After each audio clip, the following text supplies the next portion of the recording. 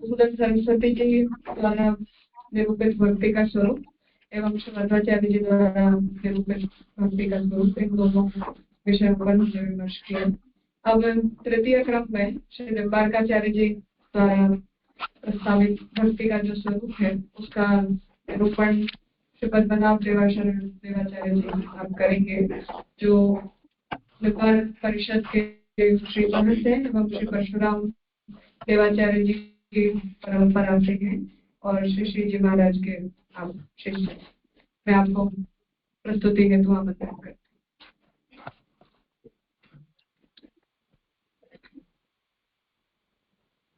हूँ।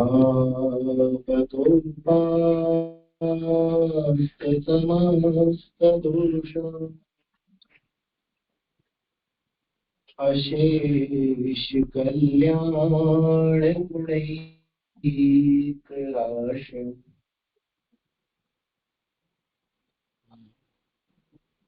व्यूहांगिनं ब्रह्म परं वरेण्यं ध्यायेम कृष्णं कमले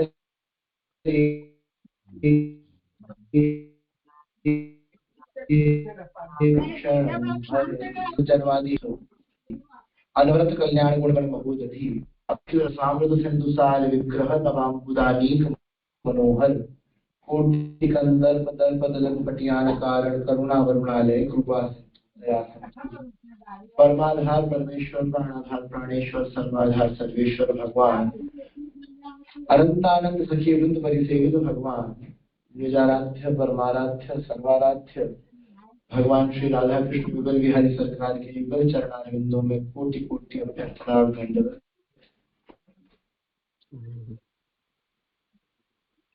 जिनकी परम पावन परंपरा के विषय में कुछ बोलने का मुझे दास को अवसर प्राप्त हुआ है, ऐसे श्रीमन निखिल मही मंडल आचार्य चक्र चूड़ामणि सर्वतंत्र स्वतंत्र अधिपति दिनेश राजराज द्वैत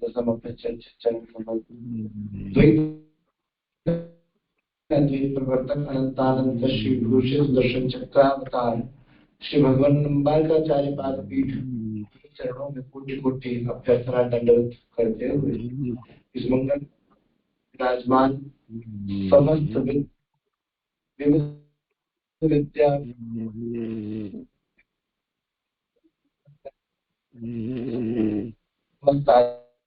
आचार्य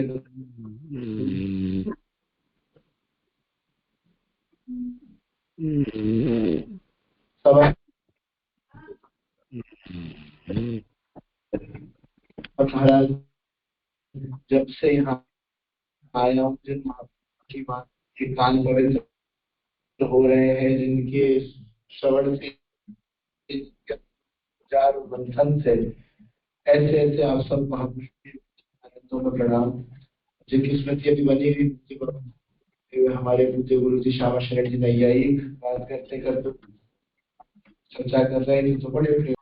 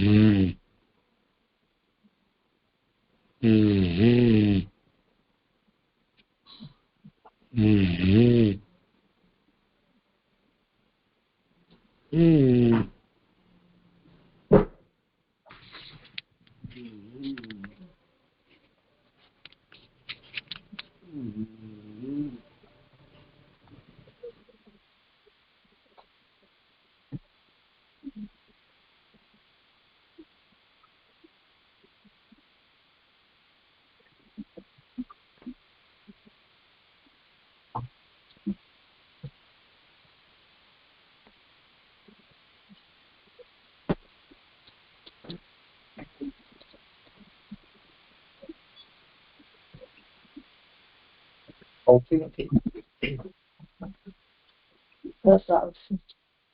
માઇક્રોફોન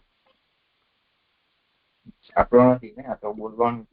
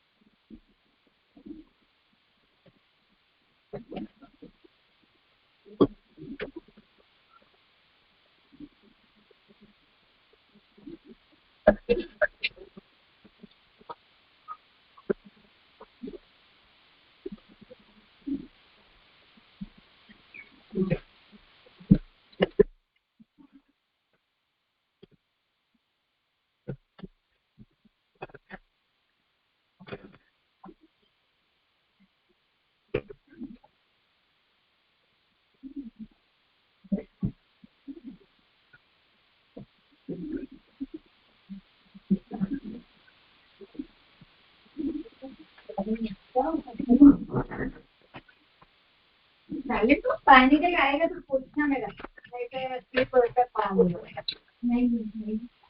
नहीं वो टोकना लाएगी तो आता ही है पानी को ना, और यहाँ पर आता है पानी। तो स्लिप हो गया 2 बार में, 9 बजे पानी स्लिप हो जाता है ना बेटा, गीले में तेरा भी हो जाएगा। हाँ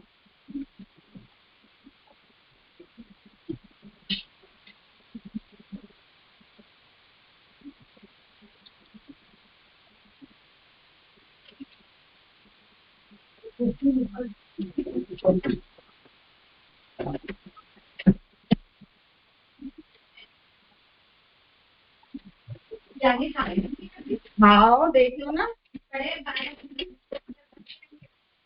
नहीं मैं निकाल रहे हैं, मैं झूठ क्या बोली बाल जलवा, वो तो अभी झांकी ना पानी डाली बाल खाना क्यों,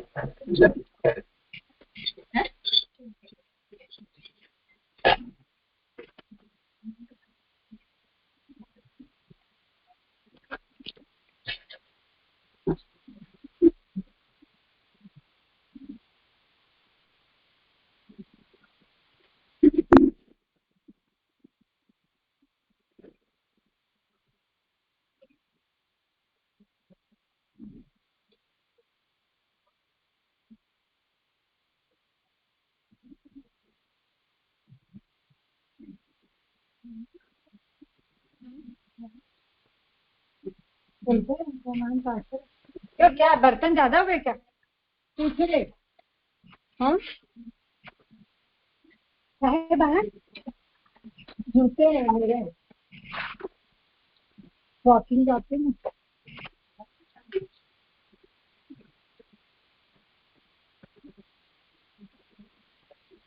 ऐसा पुराणों में प्रमाण है, शास्त्रों में प्रसिद्ध है कि निम्बाल भगवान ने अपना तेज सहस्त्र तेजों के बराबर तेज भगवान सुदर्शन में होता है। सुदर्शन महाबाहु कोटि समप्रभ अज्ञानानंद समेदेव विष्णु मार्ग प्रदर्शन। और सुदर्शन की जब बात आती है तो केवल निम्बार्क संप्रदाय ही नहीं, अपितु रामानुज संप्रदाय में भी, वैष्णव संप्रदाय में भी, मध्व संप्रदाय में भी एक मत से सुदर्शन कवच को, सुदर्शन मंत्र को, सुदर्शन संहिता को एक मत से ग्रहण किया गया है। महाप्रभु श्री वल्लभाचार्य जी ने भी, श्री निम्बार्काचार्य जी ने भी, श्री रामानुजाचार्य जी ने, तीनों ने ही सुदर्शन कवच की अपने अपने मत मतांतरों के अनुसार रचना की है। तो जब प्रसाद का प्रसंग आया तब अपने सहस्त्रों को कोटि सूर्यों के समान तेज को उन्होंने निम्ब वृक्ष पर ला करके केंद्रित कर दिया, और जैसे अपनी तर्जनी को उठाने लगे ऐसे तर्जनी उठती रही, और सूर्य भगवान का तेज जैसे सुदर्शन भगवान ने छिपा रखा हो, इस प्रकार निम्ब में से सुदर्शन भगवान का तेज दिखाई देने लगा। तो निम्बे अर्घ इति निम्बार्क, तो निम्ब में से अर्घ का दर्शन कराया, किस कारण से उनका नाम निम्बार्क जगत विख्यात। यह भी मैंने विषयांतर नहीं करना चाहता, मैं महिमंडल विषयों पर नहीं जा रहा हूँ, लेकिन एक परिचय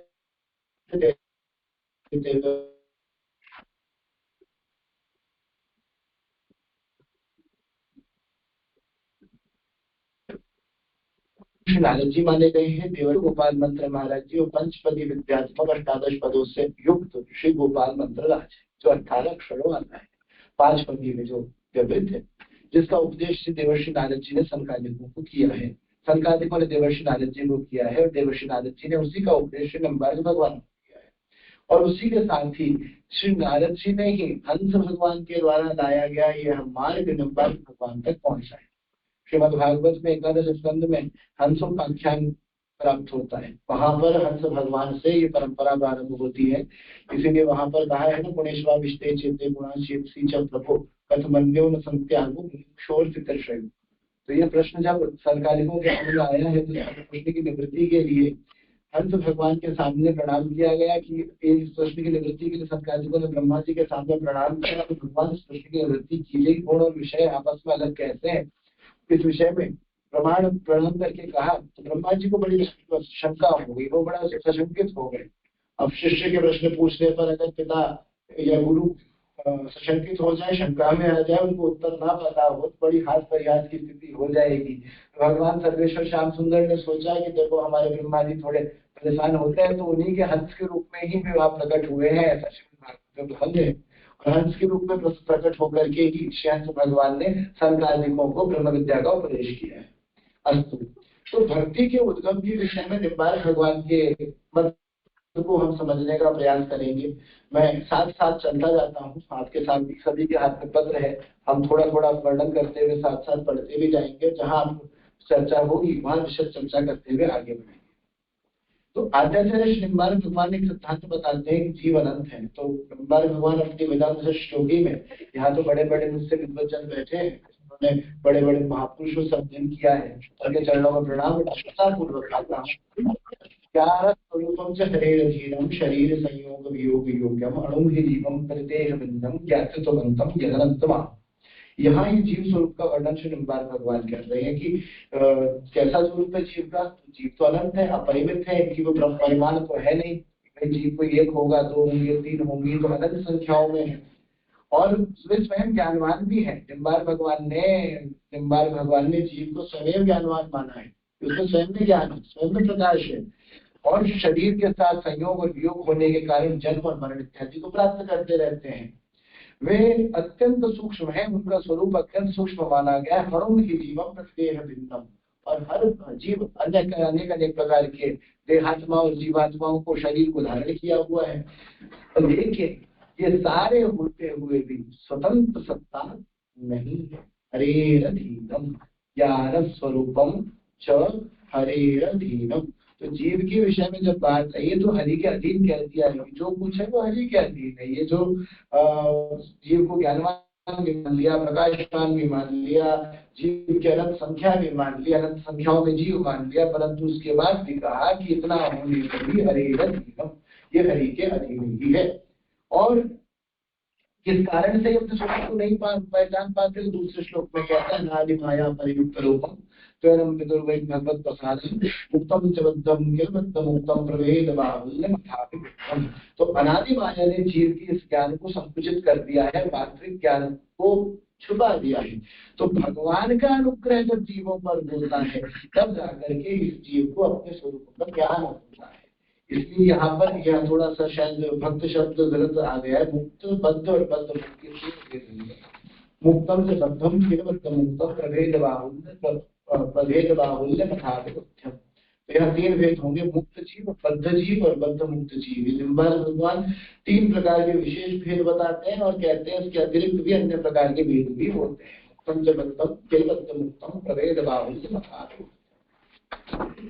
तो यहाँ पर भगवान ने विशेष रूप से कहते हैं अपने दर्शन में और निम्न घोष करते हुए कहते हैं कि जीव स्वरूप से भगवान का दास है, माया का दास नहीं है। जीव भगवान का दास है। जीव का स्वरूप किसका दास है? दासो हम तो चल रहा है महाराज, लेकिन जीव का स्वरूप भगवत दास होने में है, माया का दास होने में नहीं है।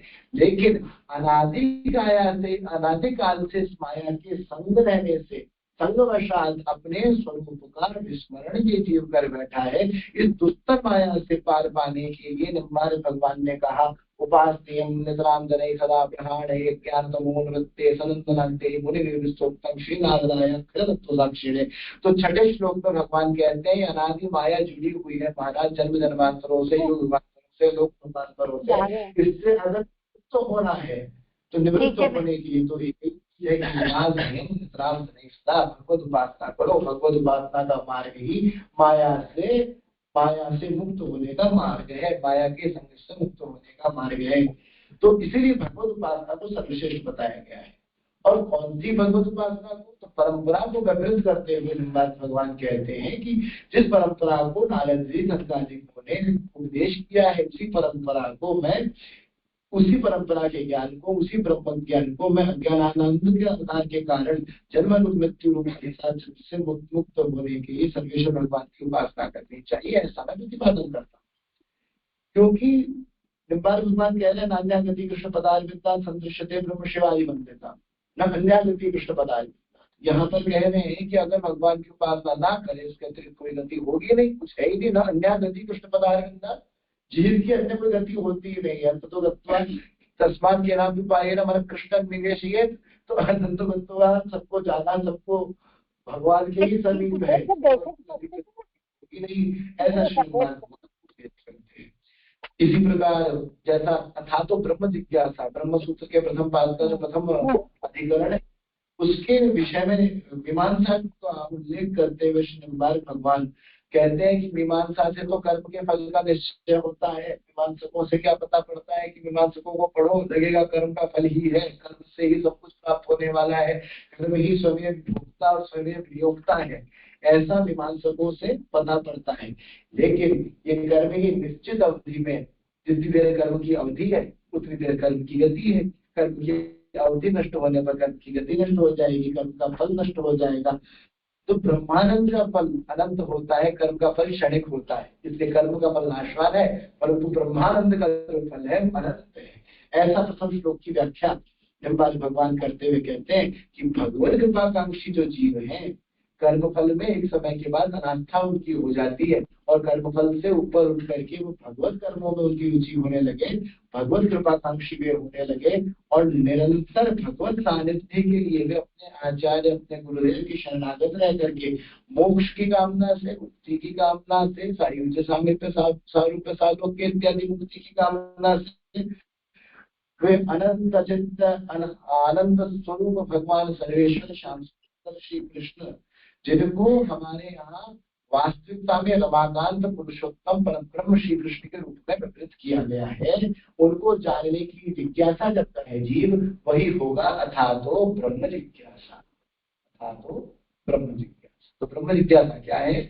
वो भगवान सर्वेश्वर श्याम सुंदर अनंत कोटि गुणगण निलय हैं, जो सर्व गुणगण निलय हैं, जो निरतिशय सौंदर्य के सिंधु है, माधुर्य के सिंधु है, कारुण्य के सिंधु है। जब उनको जानने की इच्छा जब उत्पलवती होती है, तभी जब इच्छा, जो बल इच्छा, भगवत मिलन की इच्छा अपने समस्त कर्मों को त्याग करके, तो श्रीभट्ट देवाचार्य जी महाराज भी लिखते हैं सुंदर से पद में, धनी धनी मात पिता सुत बंधु, धनी धनी धनी जननी जन गोद खुलायो, धनी धनी चरण चलत तीरथ को, धनी गुरुजन हरि नाम सुनायो।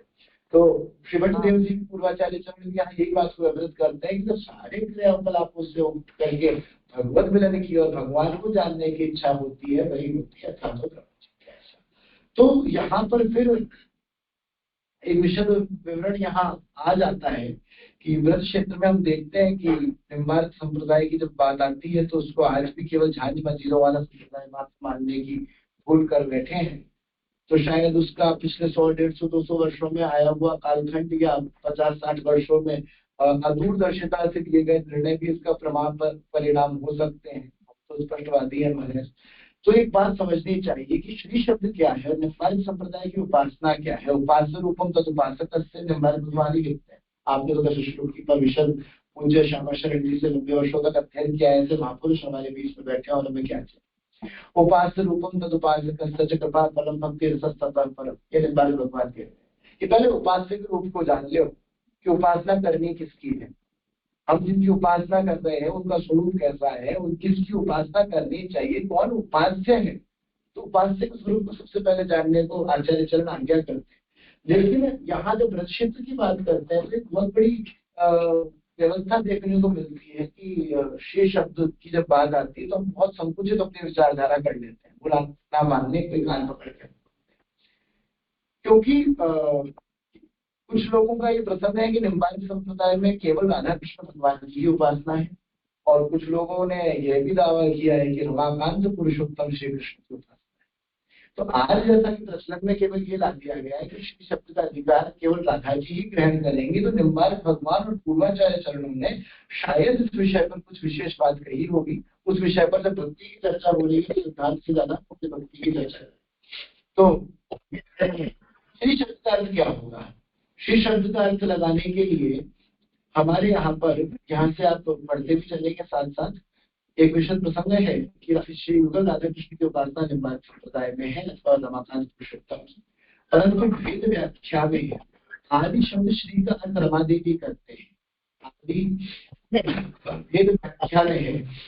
आद्याचार्य के रहस्य मीमांसा कल्पवल्ली में शरणागति मंत्र, हमारे यहाँ मंत्र त्रय की परंपरा है। एक तो अष्टादश पदों का गोपाल मंत्र दिया जाता है, उससे पूर्व में जिस तरह कुटी मार्ग में संबंध कराया जाता है ना, उसी प्रकार निम्बार्क संप्रदाय में शरणागति मंत्र को देने की प्रथा है। तो मुकुंद मंत्र को शरणागति मंत्र के रूप में दिया जाता है, जहाँ पर श्री शब्द का वर्णन मिलता है। तो जो श्री शब्द वहां पर है, तो सुंदर भट्ट देव जी तो प्रपन्न कल्पवल्ली में निम्बार्क भगवान श्री शब्द का रमा देवी, निम्बार्क भगवान प्रपन्न कल्पवल्ली में श्री देवी का रमा देवी कर रहे हैं। उसी का व्याख्यान सुंदर भट्टाचार्य जी महाराज प्रपन्न सूत्र पंचमी में श्री शब्द को कांति, संपद और लक्ष्मी इन तीन रूपों में व्यक्त कर रहे हैं।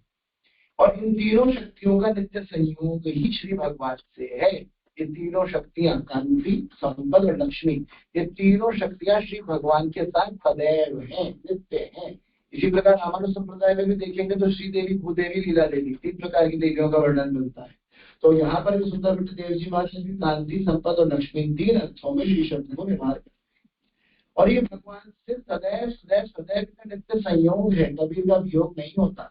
गौड़ीय संप्रदाय इत्यादि में वियोग की भावना देखी जाती है, परंतु निम्बार्क संप्रदाय में नित्य संयोग का प्रसंग रहता है। और इसमें महाराज ये फिर मतांतर है, मनांतर नहीं है, मतांतर है। सारे मत एक दूसरे के आनंद लेने के लिए है, ना कि उन पर कोई आक्षेप विक्षेप करने के लिए।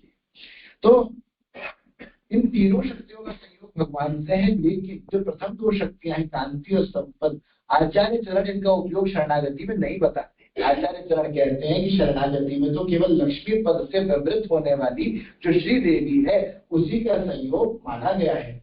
और अपने आश्रम, जैसे भगवान का स्वरूप कैसा है, जैसा चित्त स्वरूप भगवान है, अनंत गुण वाले भगवान है, सर्वोत्कृष्ट शक्तिमान भगवान है, तो भगवान के ही समान सर्वोत्कृष्ट शक्ति युगल रूप में स्थापित करके युगल रूप में भगवान जैसे हैं वैसे ही उनकी शक्ति को भी स्वीकारा गया है। तो जहां भी श्री शब्द व्यवहृत हो रहा है वो भगवान में और उनमें कोई अंतर नहीं है। तो जैसे भगवान है वैसी उनकी श्री है, जैसे भगवान है वैसी उनकी शक्ति है। अगर भगवान अचिंत्य है वे भी अचिंत्य है, भगवान अनंत है उनकी शक्ति भी अनंत है। ऐसा नहीं हो सकता कि भगवान की शक्ति तो अनंत हो, भगवान तो अनंत हो पर उनकी शक्ति अनंत ना हो, ऐसा कैसे संभव हो सकता है। तो भगवान को भी अनंत माना, भगवान की शक्ति को भी अनंत माना। और अपने आश्रितों को वात्सल्य आदि गुणों से एवं प्रीति आदि गुणों से भगवान को आनंदित करे, इसलिए उन्हें रमा कहते हैं। रमा क्यों कहते हैं? अपने आश्रितों के भावों को लेकर के वात्सल्य भाव से आश्रित के भक्ति भाव को धारण करके उन्हें आनंदित। गायत्री में प्रतिपादित जो देव पदार्थ है 24 अक्षरों में जो विवृत है वे भगवान वासुदेव ही हैं। और वे गायत्री के समस्त वेद वाक्य सदैव उनकी पत्नी है, सदैव उनके सहित है, इसलिए वे श्री कही जाती है। ऐसा सुंदर भट्ट देवाचार्य जी महाराज अपने प्रपन्न सूत्र में वर्णन। भगवान के साथ नित्य लक्ष्मी देवी, सत्यभामा देवी और लीला देवी विराजमान रहती है। तो इसलिए भगवान का स्वरूप युगल हो गया। अब जहाँ भगवान जिस स्वरूप में होंगे वहां पर उनकी उसी स्वरूप की अधिष्ठात्री साथ आ जाएगी। अगर द्वारका लीला करेंगे तो रुक्मिणी जी भी खड़ी होंगी तो भी श्री जी कहलाएगी। अगर श्री सत्यभामा जी भी खड़ी होंगी तो भी श्री जी कहलाएगी, क्योंकि अगले अगले पृष्ठ पर आपको बड़ा सुंदर श्लोक मिलेगा। अगले से अगले पृष्ठ पर, ये अगले से अगले पृष्ठ पर, वहां पर रुक्मिणी सत्यभामा व्रजस्त्री विशेषतः श्री भगवान, अगले से अगले, ये चौथा पृष्ठ है संभवतः। रुक्मिणी सत्यभामा, ये पुरुषोत्तमाचार्य महाराज वेदांत रत्न मंजुषा में ये वर्णित कर रहे हैं कि संप्रदाय की उपासना कैसी है।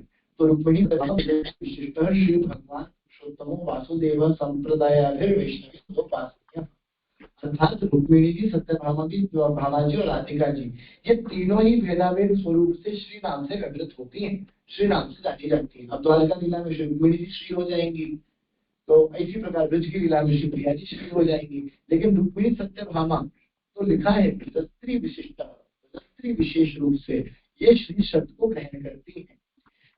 ऐसा संप्रदाय के वर्तमान में उपासना का स्वरूप है। तो आद्याचार्य भगवान दशश्लोकी में कहते हैं उपास्य स्वरूप का निर्देश कैसा है। तो स्वभावतः अपास्य समस्त दोषम अशेष कल्याण गुणैक राशिम विवांगिनम ब्रह्म परम नित्यम ध्यायेव कृष्णम कमलेक्षणम हरिम अंगे तुमामे वृषभांजामुदा विराजमानाम अनुरूप सौमुगाम सखी सहस्रै परिसेवितां सदाम स्मरेयेव देवीं सकल इष्टकाम।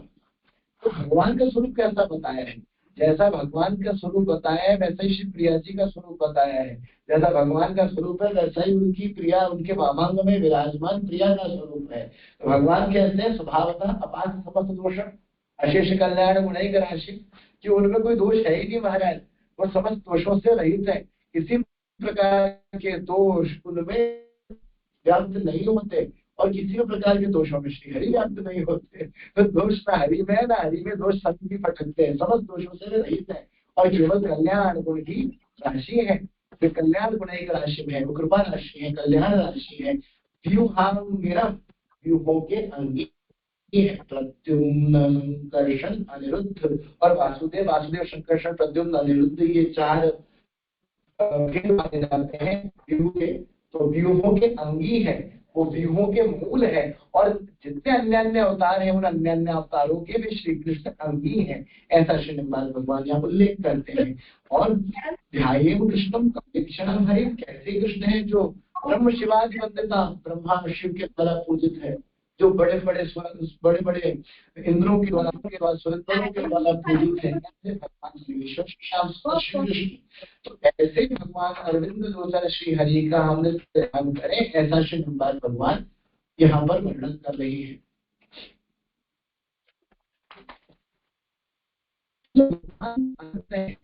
भगवान सद्गुण मिले हैं तो उनके वामांग में जो विराजमान है वे जो श्री प्रिया जी हैं, वे विश्वभानुनंदिनी जो है वे भी भगवान की समान है। क्या दोनों में अंतर है?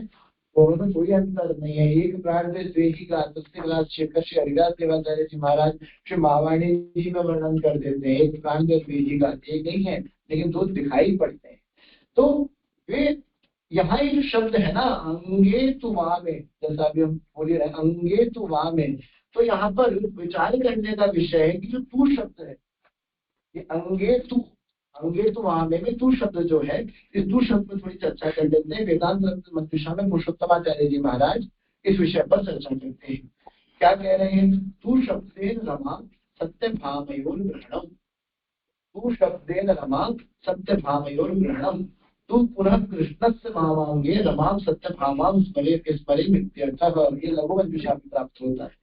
क्या कह रहे हैं वहां पर कि तू शब्द से रमा सत्यभामा को भी ले लेना चाहिए। अंगे तु वामे, वाम भाग में तो विराजमान है ही, लेकिन तू शब्द में रमा सत्यभामा दोनों को ले लेना चाहिए, क्योंकि तीनों ही मतों में श्री जी शब्द में तीनों ही स्वतः ही विवृत हो जाएंगी। इसलिए भगवान की किसी भी लीला में भेद देखना नहीं चाहिए। भगवान की समस्त लीला श्री जी के साथ ही संपादित होती है, श्री जी को छोड़ के संपादित नहीं होती है। तो यहाँ पर आह्लाद, ऐश्वर्य और आधार तीन अलग अलग भगवान की 3 प्रमुख शक्तियां हैं और तीनों शक्तियों की 3 अधिष्ठात्री शक्तियां बनेगी। तो आह्लाद की अधिष्ठात्री कौन है? आह्लादिनी श्री राधा रानी। ऐश्वर्य की अधिष्ठात्री कौन है?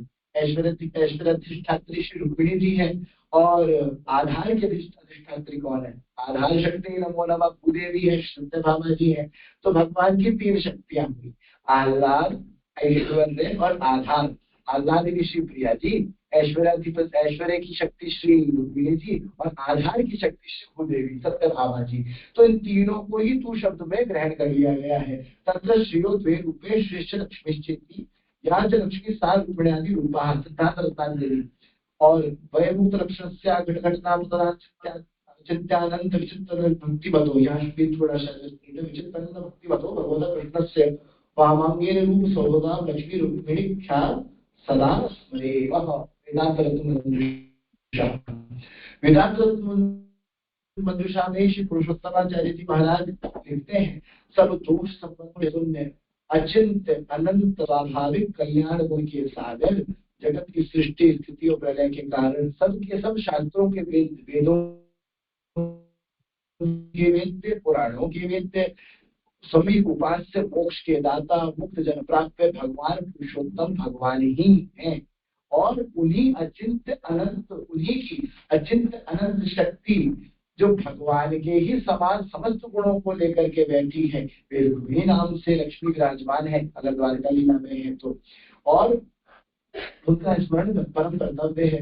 अनुरूपत्व नाम जिसके गुणों की तुलना श्री कृष्ण के गुण के द्वारा ही हो रही है, इसलिए उनमें भी अंतर नहीं किया गया है। यह वार्ता विष्णु पुराण में भी स्पष्ट है। दिव्य मंगल नराकृति भगवान जिस समय आविर्भाव होते हैं उस समय आनंद रूप निराकार लक्ष्मी अथवा श्री का ही आविर्भाव होता ही है। वे अकेले नहीं आविर्भाव प्रकट होते हैं, वे अपनी आनंद स्वरूपा श्री को लेकर के ही तो अवतरित होते हैं। भगवान के विग्रह के अनुरूप यह लक्ष्मी श्री जो कही गई है, यह भी समस्त रूपों को धारण करती हैं। जैसे रघुवंश में रामावतार के समय पर ये श्री लक्ष्मी जी या श्री जी यही श्री प्रिया जी जानकी जी के रूप में अवतरित हुई और श्री कृष्ण अवतार में रुक्मिणी हुई। अन्य अवतारों में भी जो भगवान श्रीमन नारायण की अनपायिनी शक्ति है, तो ये वह लक्ष्मी है। लेकिन भानुजा की बात आती है कि ब्रजगोपिकाओं में प्रधानभूत जो श्री भानुजा है, श्री राधा जी है, इनके साथ भगवान का नित्य संबंध है। कि आनंद चंद्र भगवान का संबंध है। कैसा संबंध है? आह्लाद और आनंद का संबंध है। यहाँ श्री प्रिया जी का स्वरूप हमारे यहाँ कैसा माना गया है? राधया माधवा देवो। जैसे कि श्री राधा जी है, जैसे रसिक राजशेखर महावाणी का हरिव्यास देवाचार्य जी महाराज अपने ग्रंथ में लिखते हैं ना, महावाणी जी में, राधा कृष्ण स्वरूपाम वही कृष्ण राधा स्वरूपिणी कलात्मानम निकुंजस्थम गुरु रूपम सदा। श्री प्रिया जी जो है ना, राधा जी वो भगवान श्री कृष्ण का स्वरूप में है। संपूर्ण स्वरूप श्री प्रिया जी श्री कृष्ण ही है और श्री कृष्ण भी संपूर्ण रूप स्वरूप लेकर के श्री प्रिया जी ही है। राधा कृष्णम राधा स्वरूपिणी कलात्मानम निकुंजस्थम गुरु रूपम सदा। तो जब श्री प्रिया जी की बात आती है तो वे भगवान की आह्लादिनी परम शक्ति है और भगवान की निरतिशय प्रेमानंद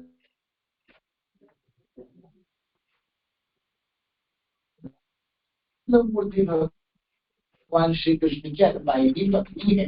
वही श्री राधिका जी का स्वरूप दिव्य मंगल विग्रह श्री कृष्ण जैसा ही है, उनके वामांग में सदा विराजमान है। विराजमानाम अनुरूप स्वभाव, इसके अनुरूप भगवान श्री कृष्ण के अनुरूप स्वभाव विराजमान है। तो दोनों का परस्पर में नित्य संबंध है। प्रेमाधिष्ठात्री श्री राधिका के अनवरत चरणारविंद स्मरण करने से ही प्रेम प्राप्ति होती है। अस्तु। तो यहाँ पर सार स्वरूप अगर उपास्य स्वरूप की चर्चा हो रही थी तो जैसा पूर्व हमने बताया वासुदेवा सांप्रदाय से वैष्णवी सदोपासनीय जी सत्यभामा जी राधिका जी भेदाभेद स्वरूप में एक श्री नाम से जानी जाती है। पुरुषोत्तम वासुदेव सर्वेश्वर श्री कृष्ण की उपासना ही निम्बार्क संप्रदाय के वैष्णवों को करनी चाहिए। ऐसे शक्तिमान भगवान श्री सर्वेश्वर राधा माधव का भाग्य स्मरण हो, यही युगल उपासना है, यही युगल उपासना को स्वरूप है। उपासनियम नितराम करे सदा। अब यहाँ नितराम करे सदा कह दिया निम्बार्क भगवान ने कि किसको करनी चाहिए। बहुत देर चर्चा हो रही थी, जातियों में भी चर्चा हो रही थी, जिस्तरों में भी चर्चा हो रही थी। मैं समझ निम्बार्क भगवान उस कालखंड के पहले आचार्य होंगे जिन्होंने इस बात का घोष किया। उपास नियम यत्रार्थ नहीं सकता।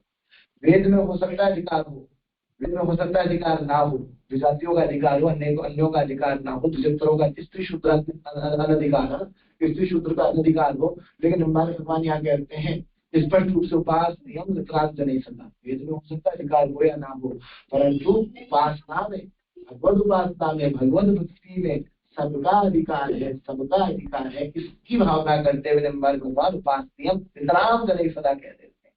वितराम जने सदा समस्त लोगों के द्वारा उपासनीय है, जो जाति हो ना हो। अब यहाँ भेद वेदादि में तो है वैदिक, क्योंकि निम्बार्क संप्रदाय को हमने जैसा पहले कहा, ये तो नहीं कह सकते झांझ मंजिली का संप्रदाय है, शुद्ध अनादि वैदिक संप्रदाय है। और किसी भी संप्रदाय के दो पक्ष होते हैं, एक सिद्धांत पक्ष होता है और एक उपासना पक्ष होता है। सिद्धांत पक्ष में जैसे हम लोग द्वैताद्वैतवाद की बात करते हैं, तो उपासना पक्ष में हमारे आयुर्वेद उपासना की बात कर रहे हैं, रसोपासना की बात कर रहे हैं, तो सिद्धांत पक्ष भी एक संप्रदाय का एक पहलू है। किसी भी संप्रदाय का कोई भी मानव संप्रदाय है वो ग्रह पक्ष में है। एक तो सिद्धांत पक्ष है, एक होता है उपासना पक्ष। तो सिद्धांत पक्ष में जब बात करते हैं तो भगवान ने जिन ब्रह्मसूत्र के भाष्य इत्यादि जिन प्रस्थान त्रय पे भाष्य किए हैं, हो सकता है वहां पर वो सबका अधिकार वेदादि मार्गों में ना बताते हो, लेकिन उपासना में सबका अधिकार है। ज्ञान भक्त सेवायाम धातु से अगर टिन प्रत्यय करेंगे तो भक्ति शब्द सिद्ध होता है, जिसका अर्थ होता है सेवा, अनुराग, श्रद्धा, प्रेम, उपासना। भक्ति द्वारा भगवत प्राप्ति में गुरुदेव द्वारा शरणागति मुख्य है। अब ये तो नहीं कह सकते कि भाई किसी कोई व्यक्ति आया, गुरुदेव से कान फुकवा लिया, शंख चक्र की ताप ले ली, पंच संस्कार ले लिए, अब वो पूर्ण रूप से मुक्त हो जाएगा। नहीं, तो यहाँ पर फिर आचार्य चरण कहते हैं, यहाँ पर साधन से बात नहीं हो रही है, यहाँ कृपा साध्य की बात। ये तो ठीक है, कोई भी कर लेगा, पर संस्कार युक्त वैष्णवी दीक्षा तो कोई भी ले लेगा, और यहाँ साधन साध्य की बात नहीं, कृपा साध्य की बात है। अगर हरि कृपा करे तो इससे भगवान कह रहे कृपा से धन्यादि युधि प्रजायते यया भवेद प्रेम विशेष लक्षणा। तो यया कृपा से धन्यादि युधि प्रजायते यया भवेद प्रेम विशेष लक्षणा भक्तिर धन्याधिपते महात्मनः साध्य उत्तमा साधन रूपिका। तो वही उत्तम साधन है जिसकी कृपा से भगवान की प्राप्ति हो, लेकिन साधन की अपेक्षा भगवत कृपा की ही प्रधानता मानी गई है। तो भक्ति मार्ग के साधन का शास्त्र मूलक संप्रदाय में जो स्वरूप स्वीकृत किया गया है, अगर उस विषय में चर्चा करें तो मुमुक्षु जनों को सदैव स्वाधिकारानुसार, अब यहाँ विशेष शब्द यही है, स्वाधिकारानुसार, अपने वर्ण, अपनी जाति, अपने कर्म, अपने कार्य, किसी के भी अनुसार, अपने अपने अधिकार के अनुसार ज्ञान, कर्म, भक्ति, हरिगुरु शरणागति, गुरु आज्ञा में रहना, साधनों का आश्रय लेना चाहिए।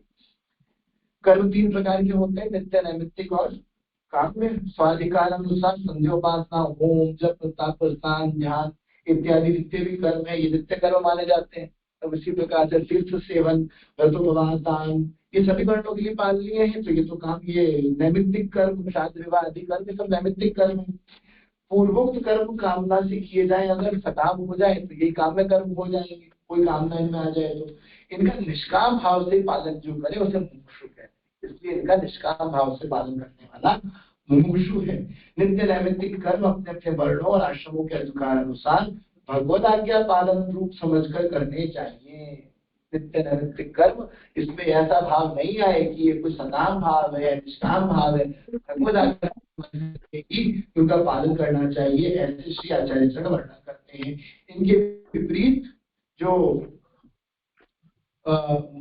इनके विपरीत में स्वेच्छाचार विराज करता है तो वो स्पष्ट माना जाएगा कि वह निषिद्ध है। तो वेदांत पारिजात सौरभ, वेदांत कौस्तुभ, वेदांत कौस्तुभ प्रभा, दश श्लोकी, श्री नारद यमानंद गोष्ठी, रहस्य वेदांत रत्न मंजूषा, सिद्धांत रत्नांजलि, प्रपन्न कल्पवल्ली, मंत्र रहस्य षोडशी, ये श्री निम्बार्क संप्रदाय के प्राण ग्रंथ है। प्रस्थान त्रय पर श्री निम्बार्क भगवान ने भाष्य किया। अब तो जगत गुरु कोई भी लगा लगा के ब्रह्मंडल में घूम रहे हैं। प्रारंभिक काल में जगत गुरु उसी को कहा जाता था जो प्रस्थान त्रय पर या प्रस्थान चतुष्टय पर अपने अपने अनुसार भाष्य देवे। तो जिन जिन आचार्य महापुरुषों ने प्रस्थान त्रयी मूल रूप से कहूंगा, क्योंकि प्रस्थान चतुष्टय केवल पुष्टि मार्ग में स्वीकृत हुआ है ऐसा हमें लगता है, तो लेकिन दोनों ही स्वीकार्य है, दोनों में हमें कोई आपत्ति वाला विषय बात नहीं है। तो प्रस्थानत्रयी या प्रस्थान में जो अपने अपने विचारों के द्वारा सिद्धांतों का प्रतिपादन करते हैं यही आचार्य कहलाते हैं। तो वेदांत पारिजात सौरभ निम्बार्क भगवान का प्रमुख सूत्रों पर भाष्य है और ये सारे ग्रंथ आज भी निम्बार्क संप्रदाय के प्राण है, इसलिए ये अनादि वैदिक संप्रदाय कह करके गौरव को प्राप्त हो रहा है।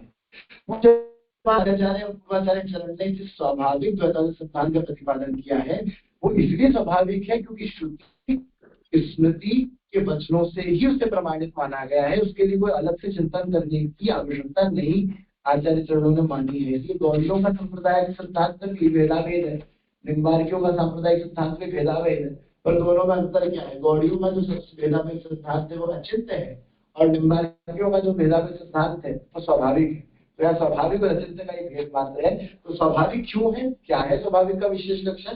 तो श्रुति स्मृति के वचनों से ग्राह्य रूप में वैसा का वैसा स्वीकार कर लिया गया है, इसलिए स्वाभाविक रूप से उन्होंने भेदाभेद दोनों को माना है।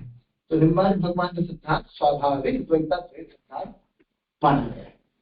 और अगर कोई कहे कि मुमुक्ष के लिए वैदिक वर्णाश्रम धर्म इत्यादि त्याग देनी चाहिए, मुमुक्ष वाले व्यक्ति के लिए आवश्यक नहीं है वैदिक वर्णाश्रम धर्म, तो अगर कोई ऐसा मिथ्या प्रलाप भी करता है तो ऐसा करने पर भी कोई अगर मिथ्या प्रलाप ऐसा कर रहा है तो निम्बार्क संप्रदाय में आचार्यों ने महाराज बहुत ज्यादा अपने शब्दों को लिखा, उनको कह दिया वो नग्न पातकी है। निम्बार्क संप्रदाय के आचार्यों ने इतना कह दिया कि वैदिक मर्यादा को छोड़ करके कोई मनमानी अपनी सहनी कर बैठे उसको निम्बार्क संप्रदाय नग्न कहती है कि चिदत्र वर्णाश्रम धर्माणाम मुमुक्षा त्याज्यत्वं भावयन्त्यं तत्तुच्च सर्वशास्त्र विरोधात् प्रमाणकत्वाच्च। नीचे दिगिरि यजुषां संज्ञेयं त्रयी वर्णार्थित्व एता मुञ्चति इसे मोहात् संलग्न पातकी। वेदांत श्रुति के ब्रह्म निरूपणात्मक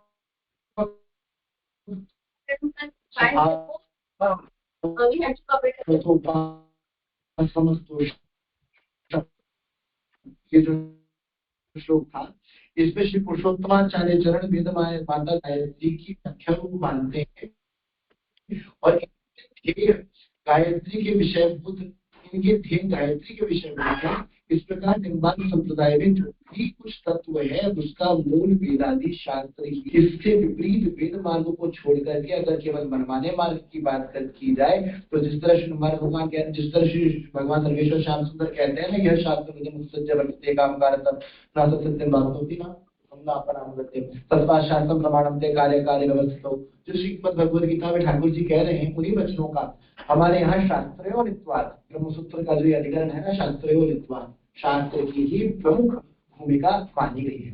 स्वामी हरिव्यास देव जी के शिष्यों में 12 शिष्य हुए हैं जो अखाड़े की परंपरा में 12 द्वाराचार्य कहलाते हैं। हमारे यहाँ पर अखाड़ों में 52 द्वारे होते हैं। मैं निम्बार्क संप्रदाय का प्रतिनिधित्व देवोई अखाड़े में करता हूँ और वो गौरव गुरु कृपा से मुझे प्राप्त है। तो उसी विषय में अपनी 2 बात कहूंगा। अखाड़े द्वारे की परंपरा में भी टकसाल होती है महाराज जी साधुओं में, हमारे यहाँ टकसाल बड़ी प्रवृत्त है, हम लोगों ने महाराज जी जानते होंगे। तो टकसाल में भी अगर देखा जाए तो निम्बार्कियों की टकसाल जो लोग जानते हैं, संत लोग बैठे होंगे तो वे बताएंगे कि धाम द्वारिका माना गया और कुलदेवी रुक्मिणी जी मानी जाती है। धाम द्वारिका माना जाता है, कुलदेवी जी रुक्मिणी जी मानी जाती है। तो वहां पर भी अच्छा व्यवहार मिलता है।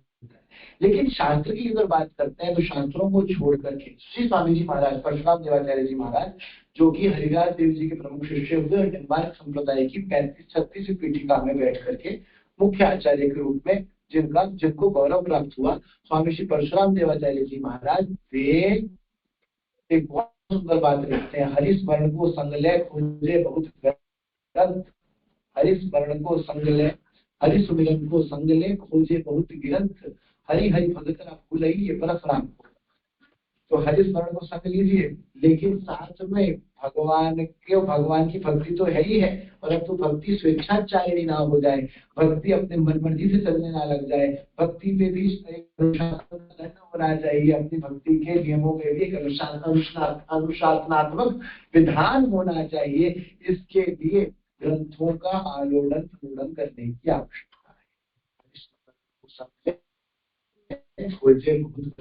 और क्यों स्मरण ना करेंगे महाराज? अब यहाँ बैठे आज भी वे लोग जो ग्रंथों के लिए, जिन्होंने शास्त्रों के लिए अपना संपूर्ण जीवन दे दिया, हम आज इतने वर्षों के बाद भी उनके जाने के बाद अगर उनकी स्मृति हमारे मस्तिष्क में, स्मृति पटल पे आज भी आ जाती है, तो क्यों ग्रंथों का अनुरण नहीं होगा। वे चलते फिरते वे सब शास्त्र की मूर्ति ही थे, वे सब ग्रंथ मूर्तियां के दर्शन से हमको आज संप्रदाय में या वैष्णवता में रहने का आज अवसर प्राप्त हो रहा है, और आज हम सबकी भक्ति दृढ़ हो रही है।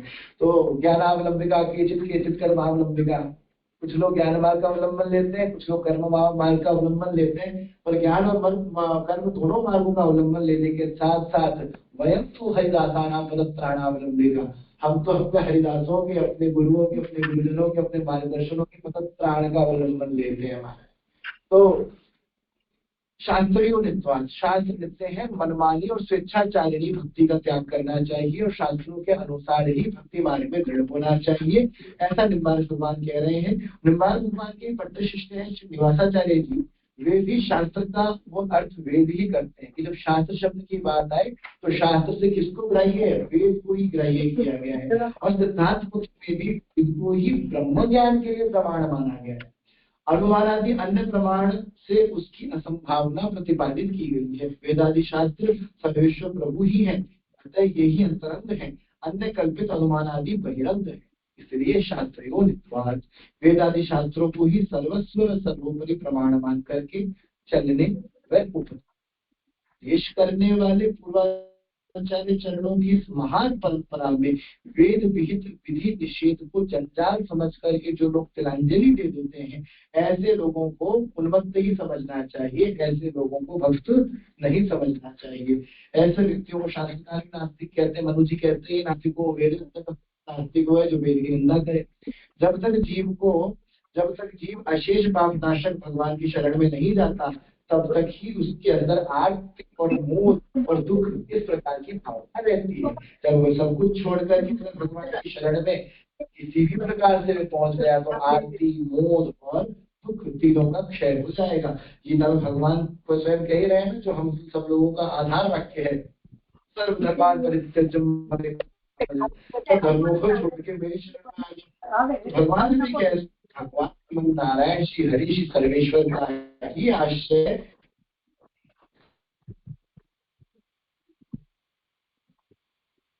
इसपर्यंत ना। हाँ,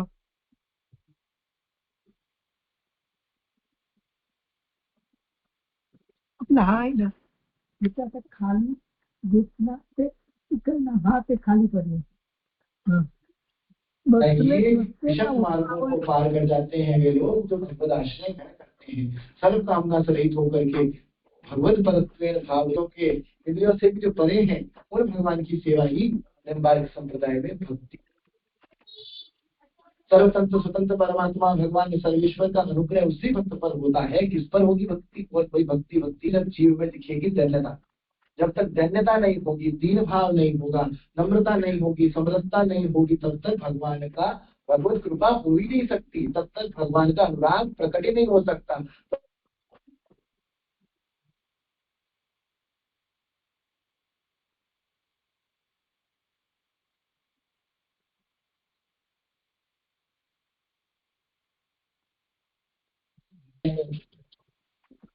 बुद्धि के फैसले दोबारा नहीं लिखा,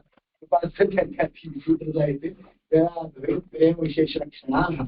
जब तक आप वेद मार्ग के अनुसार पहले चलिए, उसके मार्ग अपने गुरुदेव के द्वारा सामने समुपस्थित होकर के बद्धांजलि हो के जो मुंडकोपनिषद में वाक्य है ना, तत्विज्ञानार्थम स गुरुमेवाभिगच्छेत् समित् पाणि श्रोत्रियम ब्रह्मनिष्ठम, कि जिसको गुरु की प्राप्ति करनी हो, ईश्वर की प्राप्ति करनी हो, भगवत प्राप्ति करनी हो, ऐसे मनुष्य को ज्ञान की प्राप्ति करने के लिए शिव गुरुदेव की शरणागति लेनी चाहिए। मुंडकोपनिषद में ये वाक्य है और बहुत प्रचलित है, आप सबने श्रवण कर रखा होगा।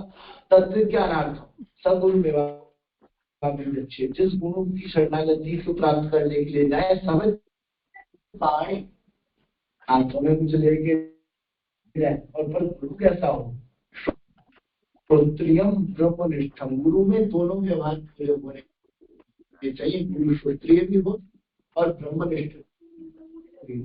ब्रह्म में उसकी अत्यंत निष्ठा हो, ये तो आवश्यक है ही, वो भक्त हो ही हो। वो ऐसा नहीं कि वो से ज्ञान देने वाला हो, हृदय से कुछ ना समझने वाला हो, ना तो वो होना ही चाहिए। ब्रह्मनिष्ठ तो होगा ही होगा, लेकिन श्रोत्रिय भी होना, वो श्रोत्रिय भी होता ज्ञानार्थ, तब जाकर के ज्ञान की प्राप्ति होती है। तो इसी क्रम में आगे बढ़ते हुए तो भगवान ने प्रेम लक्षणा भक्ति को फल रूपा भक्ति कहा है।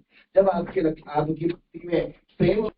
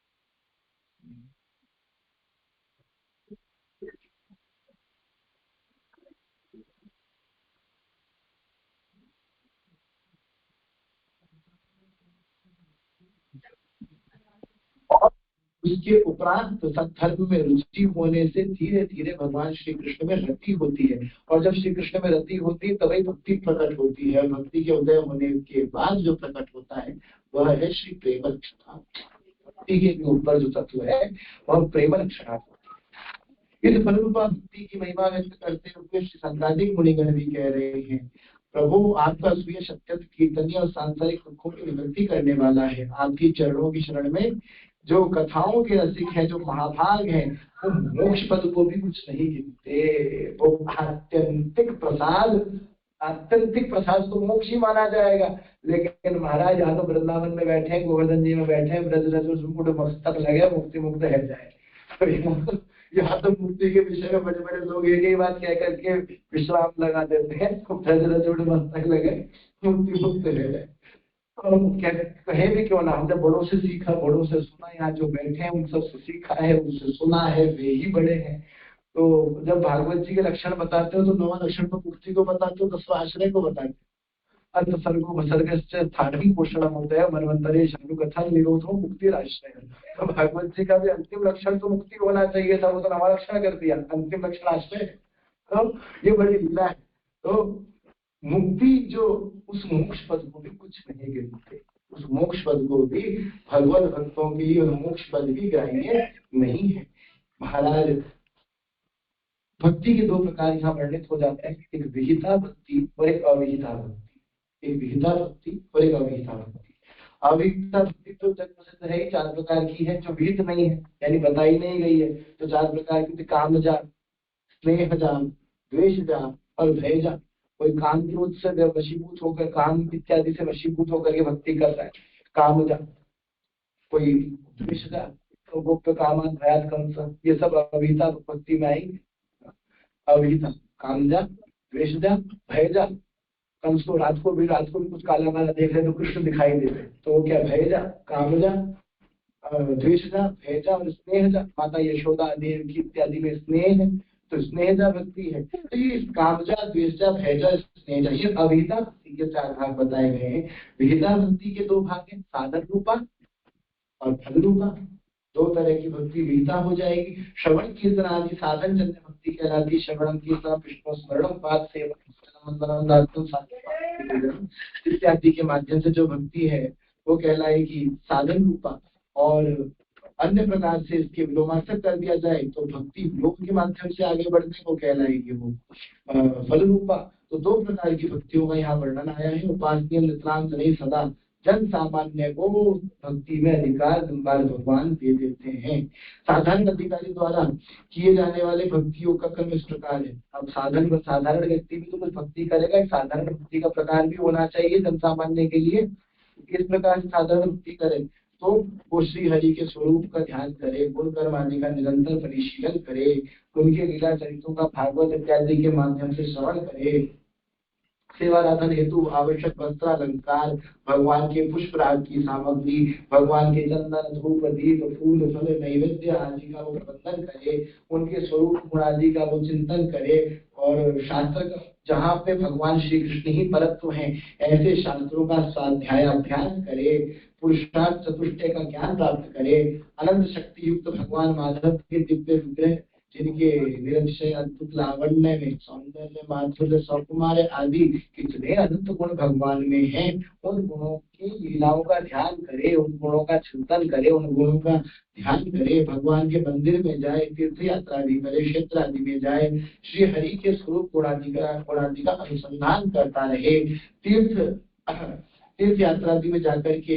प्रेम से अपने भगवान का गुणगान करे, भावना युक्त हो नृत्य करे, मदवस्ता यत्र गायति तत्तस्थामि नारद, भावना युक्त होकर के भगवान का नामोच्चारण करता हुआ नृत्य करे, रौपी गायति नृत्य तीज, ऐसी भावना भक्त के मन में धीरे धीरे प्रगाढ़ होने लगे। और पंचरात्रोक्त विधि से क्या स्पष्ट कर दिया संपूर्ण विधि बहुत आवश्यक है। कौन सी विधि से, तो निम्बार्क संप्रदाय में ये स्मरण रखा जाए कि गुरुदेव के द्वारा संप्रदिष्ट विधि से, यानी जो गुरुदेव ने आपको इस विशेष रूप से जो विधि दी है उससे, साथ ही पंचरात्रोक्त विधि से, नारद पांचरात्र आदि ग्रंथों में जिस प्रकार से जो विधि बताई गई है तत्चारों के द्वारा संप्रदाय रूप सांगोपांग परिवार सहित श्री हरि का पूजन अर्चन करना चाहिए। भगवत पादोदक तीर्थोदक का नित्य पान करे, श्री हरि को नैवेद्य प्रसाद दिए बिना बिनु प्रसाद मुख और ना लेगी, बिना प्रसाद अर्पित किए प्रसाद ना लेवे, ये सब सामान्य जनों के लिए व्यवस्था की गई है। जैसे वैसी भक्ति प्रीति गुरु में भी रखे श्रद्धा कोमलता, जैसे भगवान में श्रद्धा हो वैसे गुरु में श्रद्धा हो, ऐसा एक साधारण व्यक्ति को नित्य अपने जीवन में इन सबको सम्मिलित करना चाहिए, ताकि धीरे धीरे उसकी भक्ति बढ़ती रहे। असाधारण भक्तों की बात कर ले तो असाधारण वैष्णव भक्तों द्वारा जो पालनीय नियम है वहाँ भक्ति योग का स्वरूप पूर्ण वैदिक होगा उस विधि में। अब बात यहाँ ये समझ लेना चाहिए, अब साधारण में तो सबको जोड़ लिया, उपासनियम नितराम जनै सदा, उसमें तो कोई भी हो अपने अपने वर्ण आश्रम के अनुसार ना भी हो तो भगवान नाम में तो सबकी गति है ही कि नाम संकीर्तन यस्य सर्व, लेकिन असाधारण वैष्णव भक्तों के विषय में यहाँ एक बात है, साधारण है अर्थात जो जिनकी भक्ति में भी कुछ विशेषता है तो वो असाधारण है ना। असाधारण वैष्णव भक्तों में वहाँ कैसा होगा, वहाँ वैदिक ही स्वरूप माना गया है। वेदों में बताई गई, क्योंकि वर्णत्रय का अधिकार है, वेदों कृष्णों में बताई गई सत्य विद्या शांतिल्य विद्या आदि के भेद से असाधारण साधन भक्ति योग अनेक प्रकार का हो जाता है, जिसमें प्रतीकोपासना और अहम ग्रहोपासना ये मुख्य रूप से प्राप्त होती है। शारीरिक मीमांसा ब्रह्म सूत्र के तीसरे अध्याय के तीसरे पाद में भगवान वेदव्यास ने विस्तृत रूप से बताया है, भगवान श्री श्रीनिवासाचार्य जी ने विशद रूप से उसका विवेचन किया है। अनुरूप भक्ति का स्वरूप इस प्रकार है। अनुरूप भक्ति से क्या प्राप्त होगा, पूर्व में बताए गए कर्म योगानुष्ठान प्रचलन आदि क्रियाओं से सर्वेश्वर पुरुषोत्तम के अनुग्रह से प्राप्त सत संप्रदाय निष्ठ आचार्यों द्वारा वरिष्ठ सत शास्त्रों के श्रवण से उत्पन्न, जैसा कि पहले बता दिया गया है और आगे ज्ञान का स्वरूप भी बताएंगे ज्ञान योग के बारे में, उससे जो विवृत है वे अनंत अचिंत्य स्वरूप गुण शक्ति संपन्न भगवान वासुदेव श्री कृष्ण के अनवच्छिन्न निविध्यासन रूप भक्ति योग को पररूप भक्ति योग कहते हैं। क्योंकि प्रभु के निरतिशय कृपा प्रसाद के कारण होने वाला जो साक्षात्कार है उसका भी असाधारण कारण केवल निविध्यासन को ही कहा गया है। श्रवण मनन निविध्यासन ही प्रधान रूप से ग्रहित गया है, निविध्यासन करना ही चाहिए ऐसा तो श्रुति भी कहती है। उसी बात को भगवान सनत कुमार जी सनत कुमार संहिता में विवृत करते हैं, उल्लेखित करते हैं। सत्व शुद्धि होने पर ही अविच्छिन्न स्मृति होती है। जब तक सत्व की शुद्धि नहीं होगी तब तक स्मृति की भी पूर्णतः शुद्धि प्राप्त नहीं हो सकती। स्मृति लाभ होने पर ही हृदय की सभी संशय ग्रंथियां टूट जाती हैं। जब तक संशय नहीं टूटता तो संशय आत्मा विनश्यति। भगवान श्री कृष्ण गीता में कहते हैं ना, संशय ग्रंथियों का भेदन कैसे होगा? जब सत्व की शुद्धि होगी तब उससे स्मृति प्राप्त होगी और स्मृति ही संशय की ग्रंथि का भेदन करेगी।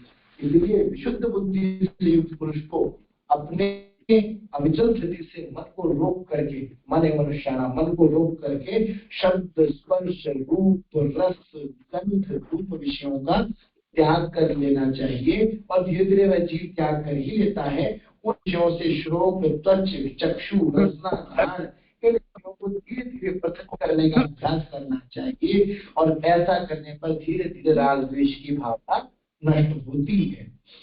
अतः उनको भी दूर हटाकर एकांत सेवन करें। भगवान नाम का आधार बनावे, वैराग्य का आश्रय लेवे, निरंतर वैराग्य का आश्रय लेवे। और ऐसा करते हुए जातक साधक ध्यान योग में निधिध्यासन में संलग्न रहता हुआ आगे की ओर वृद्धि को प्राप्त करता है। इस अवस्था में उसके अहंकार, बल, दर्प, काम, क्रोध और परिग्रह आदि आंतरिक विकार रूप शत्रु निर्बल हो जाते हैं। उनको त्यागने में उसको तनिक भी कठिनाई नहीं होती। धीरे धीरे निधिध्यासन के अभ्यास से ही वो उन समस्त को ग्रंथियों को काट करके फेंकने लगता है। ब्रह्म भाव को प्राप्त कर वह प्रसन्नात्मा हो जाता है। ऐसी स्थिति में वह मुमुक्षु जब ब्रह्म भाव को प्राप्त करता है तो उस भाव को प्राप्त करने का सामर्थ्य उसमें धीरे धीरे बढ़ने लगता है। वह उस आनंद को प्राप्त कर प्रसन्नात्मा हो जाता है, प्रसन्न होने लगता है। ऐसी स्थिति में उसे ना तो शोक रह जाएगा, ना कुछ समय के बाद उसकी इच्छाएं ही रह जाएंगी। शोक और इच्छाओं पर वो धीरे धीरे विजय को प्राप्त करता रहेगा। सभी प्राणियों में समरूप भाव रखता हुआ वह भक्त मेरी पराभक्ति को, फलरूपा भक्ति को प्राप्त कर लेता है। फलरूप भक्ति योगी भगवत साक्षात्कार में मुख्य हेतु है। तो मुख्य हेतु संप्रदाय में भी, निम्बार्क संप्रदाय में भी, भगवत साक्षात्कार के भी मूल में अगर कुछ माना गया है तो वो फल रूप भक्ति योग है। अविच्छिन्न भक्ति भाव से ध्यान करता हुआ निष्कल ब्रह्म का साक्षात्कार कर लेता है, ऐसा श्रुति कहती है। भगवत गीता में भगवान पुनः कहते हैं, भक्ति के प्रभाव से ही भक्त में जितना और जिस रूप में यथार्थ मुझे जान लेता है, मुझे यथार्थ जान लेने के बाद मेरे उस परम दिव्य अपराकृत धाम को प्राप्त करता है। जो कैसा है, जगतवान अनिवर्तन्ते तद्धामं परमं तद्भासयते सूर्यं शशांको न पावक। हे अर्जुन, भगवान कह रहे हैं इस सर्वत्र व्याप्त विराट स्वरूप मुझको अनन्य भक्ति योग के माध्यम से जाना जा सकता है। अनन्या चिंतन्तो मापि जना परिपाट्य तेषां नित्याभियुक्तानां योगक्षेमं वहाम्यहम्। तो जानने, देखने और तत्वतः प्रविष्ट होने के लिए भक्ति ही एकमात्र मुख्य साधन है। उसी फलरूप भक्ति को प्रेम लक्षण, पराग इत्यादि नाम से भी जाना जाता है। जैसा कि सुदर्शन चक्रावतार भगवान निम्बार्काचार्य ने वेदांत श्लोकी में यया वैवैत प्रेम विशेष लक्षण, अर्थात जिसमें दैन्यता हो, जिसमें दीनता हो, ऐसे गुण हो, ऐसे व्यक्ति पर, ऐसे साधक पर भगवान की हेतु की कृपा हो जाती है। ऐसा जब वे वर्णन करते हैं तो वे स्वयं इस बात को इंगित कर देते हैं कि साधक के जीवन में जब केवल दैन्यता आएगी तो सारी चीज अपने आप गुरु आश्रय में वृद्धि को प्राप्त होती रहती है। रूपादि विषयों के प्रति जिस प्रकार चक्षुरादि इंद्रियों की प्रवृत्ति स्वाभाविक है, उसी प्रकार पराभक्ति पुरुष की प्रवृत्ति अविच्छिन्न गंगा प्रवाहवत भगवान के स्वरूप गुण विग्रह आदि के प्रति समस्त इंद्रियों अंतःकरणों सहित प्रवृत्त रहती है। उसी भाव को प्रहलाद जी नरसिंह भगवान से कहते हैं, प्रणाम करते हुए, हे भगवान आप में मेरी अविच्छिन्न प्रीति हो। हे प्रभु, आप ऐसी कृपा करो कि आपके चरणारविंदों में मेरी अविच्छिन्न प्रीति हो जाए। अविच्छिन्न रूप से आपका चिंतन, आपका स्मरण होता रहे। आपकी अविच्छिन्न प्रीति, अविच्छिन्न स्मृति मेरे स्मरण में, मेरे मस्तिष्क में, मेरे हृदय पटल पे बनी रहे और वहां से कभी ना हटे। ऐसी प्रार्थना नरसिंह भगवान भी श्री सप्तम स्कंद में भागवत जी में कर रहे हैं। भगवान श्री कृष्ण जैसे कह रहे हैं, निरंतर साधन परायण व्रत को दृढ़ पालन करने वाले मेरे मंगलमय नामों का संकीर्तन करते हुए परस्पर मेरी ही लीला कथाओं की चर्चाएं करते हैं। वे सदा स्वयं संतुष्ट रहते हुए दूसरों को भी संतुष्ट करते हैं। और सबको आनंदित करते हैं। कभी इनकी अभिवृत्तियों से स्वाभाविक रूप में निरतिशय प्रेम से ही मेरा ध्यान करते हैं, क्योंकि प्रेम के बिना तृप्ति और अमरता होना संभव नहीं है। साधनों में श्रेष्ठ भक्ति योग रूपी साधन ही है, जिसका उत्कर्ष शास्त्रों में अत्यंत आदर के साथ प्रतिपादित है। भगवान को अपने भक्त बहुत प्रिय होते हैं। गोपाल उत्तर तांत्रिक उपनिषद में भगवान श्री हरि ब्रह्माजी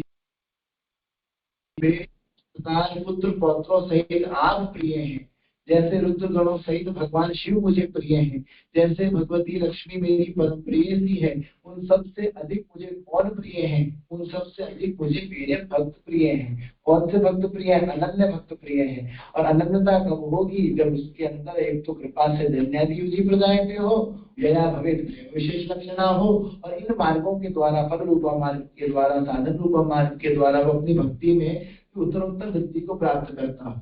भक्ति पररूपता मोक्ष फल संबंधित सिद्धांत को निम्बार्क मत में ऐसा बताया है कि भगवत भावापत्ति रूप से ही प्रभु वेदांत शास्त्र का फल, वेदांत शास्त्रों का फल श्री भगवत भावापत्ति रूप श्रेय ही प्रयोजन है।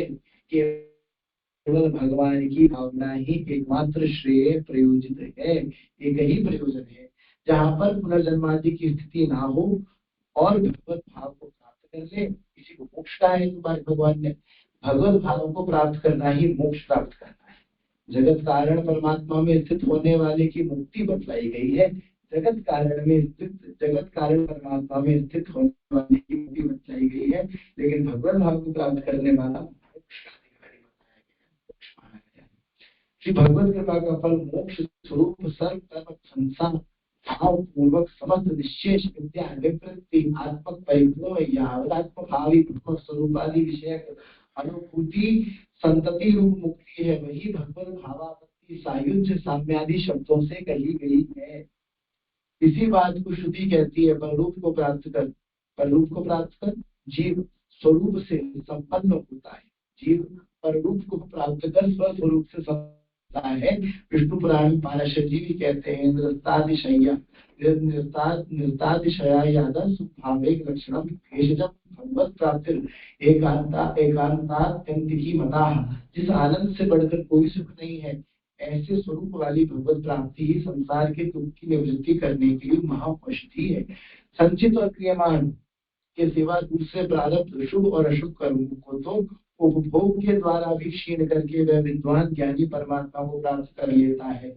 विद्वान पुण्य और पापों को विधुलन करके, यानी अच्छी प्रकार से जनित हो दिया जाता है ना, ऐसे पुण्य और पापों को अच्छी तरह धो देने के विषय में कह रहे हैं, परम साम्यता को प्राप्त कर लेता है। इसी प्रकार से रस स्वरूप उस परमात्मा को प्राप्त कर जीव आनंद की ही अनुभूति करता है।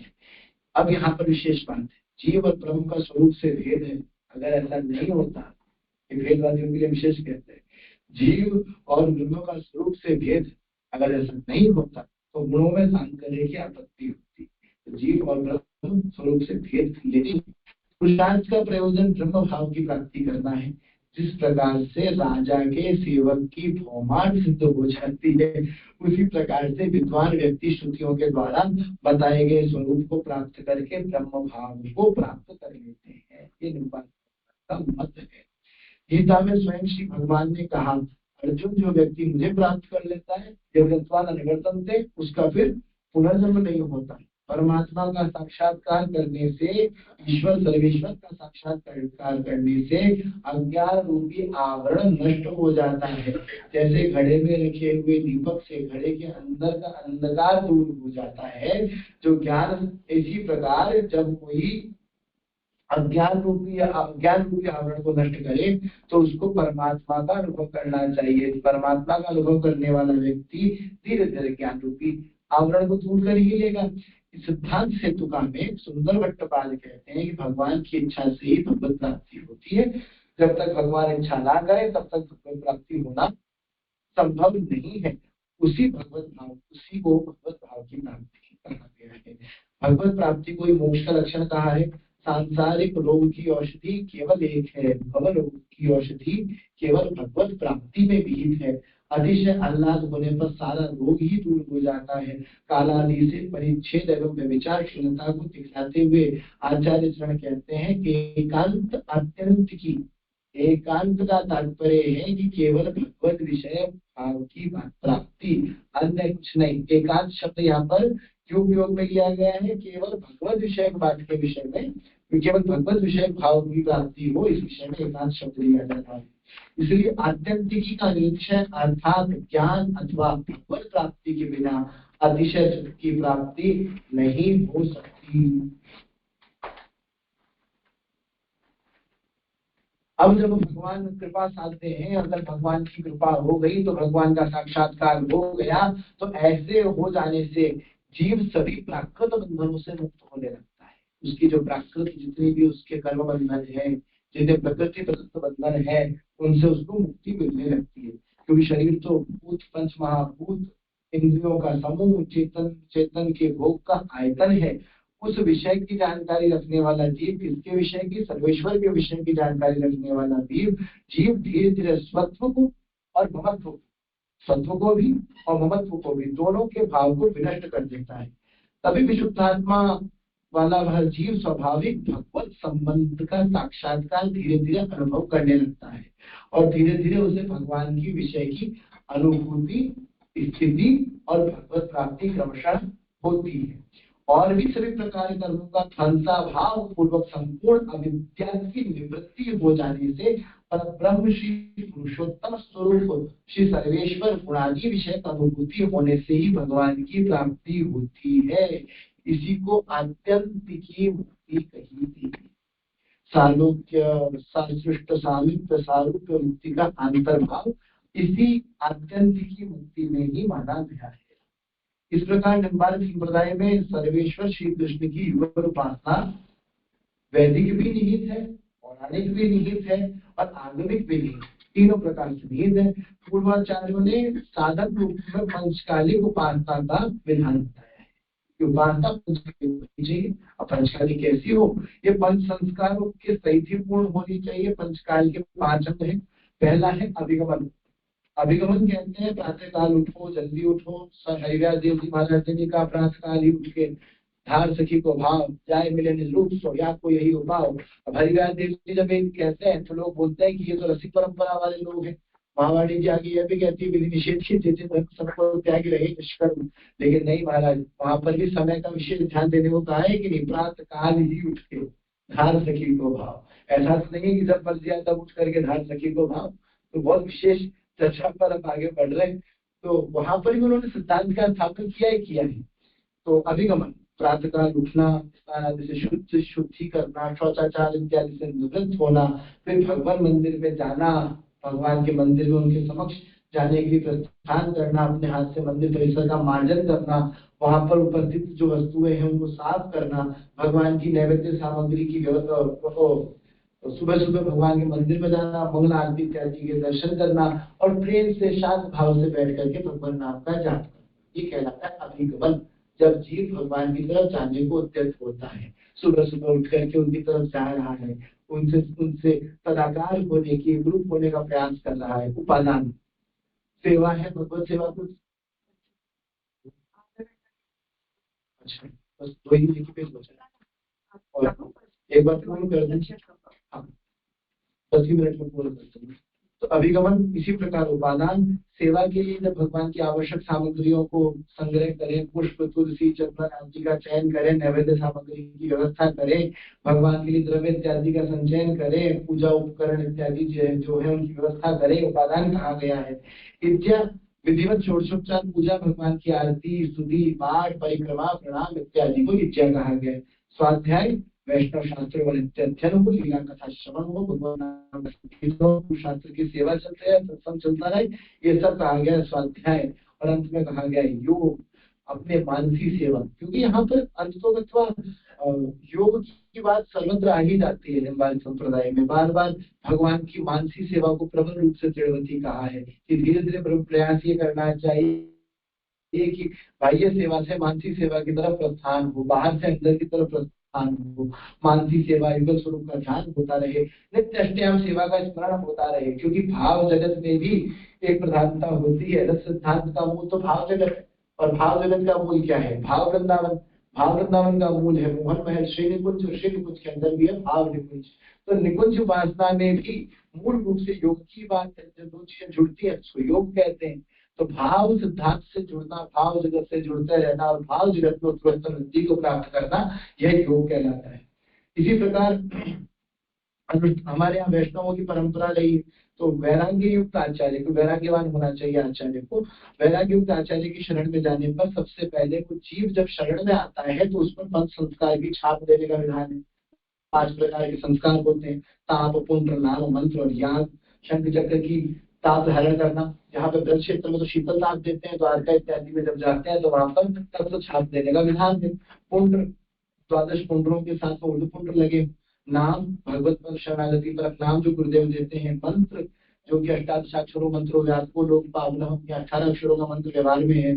याग, जो भी जितना प्रसिद्ध द्रव्य है अपनी इच्छा से भगवत सेवा में याग कहलाता है।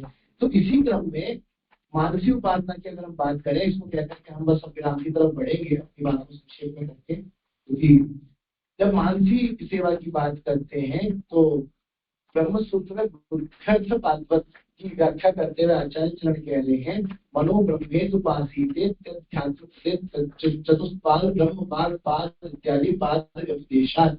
परमात्मा की उपासना अपने अंतःकरण में मन को ही प्रतीक मानकर करनी चाहिए। इसकी मानसी सेवा ही बलवती है। उस मन के 4 चरण हैं, वाणी, प्राण, चक्षु और श्रोत्र। यहाँ मन के 4 पैरों की कल्पना साधना के लिए की गई है। क्यों? क्योंकि साधक जैसे जैसे आगे बढ़ेगा तो एक एक क्रम में अपने आप को विकसित करे। उसी प्रकार परमात्मा का साकार रूप बुद्धि कल्पित है उपासना के लिए, ऐसा भी माना गया है। यहाँ भगवान सूत्रकार और निम्बार्काचार्य जी अंतःकरण में मानसिक उपासना पर विशेष बल देते हैं। इसलिए जो वो पद है ना, अंगे तो वामे वृषभानुजाम मुदा विराजमानाम अनुरूप स्वभुताम सखी सहस्त्री परिसेविताम। तो जब श्री प्रिया जी की का ध्यान कर रहे हैं तो किस स्वरूप में उनका ध्यान कर रहे हैं? सखी सहस्त्री परिसेविताम, हजारों सहस्त्र सखियों के द्वारा जो परिसेवित हैं। क्योंकि श्रुतियों ने भगवान को स्वरूप भी बताया, रसो वही सह रसम येवाय लब्ध्वा आनंदी भौतिक उपनिषद के 2:7-2 में यह बात प्राप्त होगी। वह परब्रह्म सर्वेश्वर रस स्वरूप है, सह वह रस स्वरूप है, प्राप्ति होगा। इस आनंदमय रस स्वरूप सर्वेश्वर युगल की उपासना का नाम ही रसोपासना है। और रसोपासना में से निम्बार्क संप्रदाय के प्रमुख शाखा सखी संप्रदाय इत्यादि के रूप में भी बाद में निकलती है। वर्तमान आगे चल करके हरिदास जी महाराज, स्वामी हरिदास जी महाराज परंपरा के संस्थापक बनते हैं। वे परंपरा भी सखी संप्रदाय की परंपरा भी यहीं से प्रारंभ होती है। सखी सहस्त्री परिसेविताम सदाम, सखी उपासना की ओर संकेत किया है। और जैसे गौड़ीय संप्रदाय में गोपी भाव विशेष रूप से माना गया है, परंतु निम्बार्क संप्रदाय में सखी भाव विशेष रूप से माना गया है। गौड़िया में गोपी और मंजरी का भाव है, पर निम्बार्कियों में सखी और सहचरियों का भाव है। तो इस भाव का विस्तार परंपरा पूर्वक आचार्य श्री केशव काश्मीरी भट्टाचार्य जी महाराज ने भी किया है।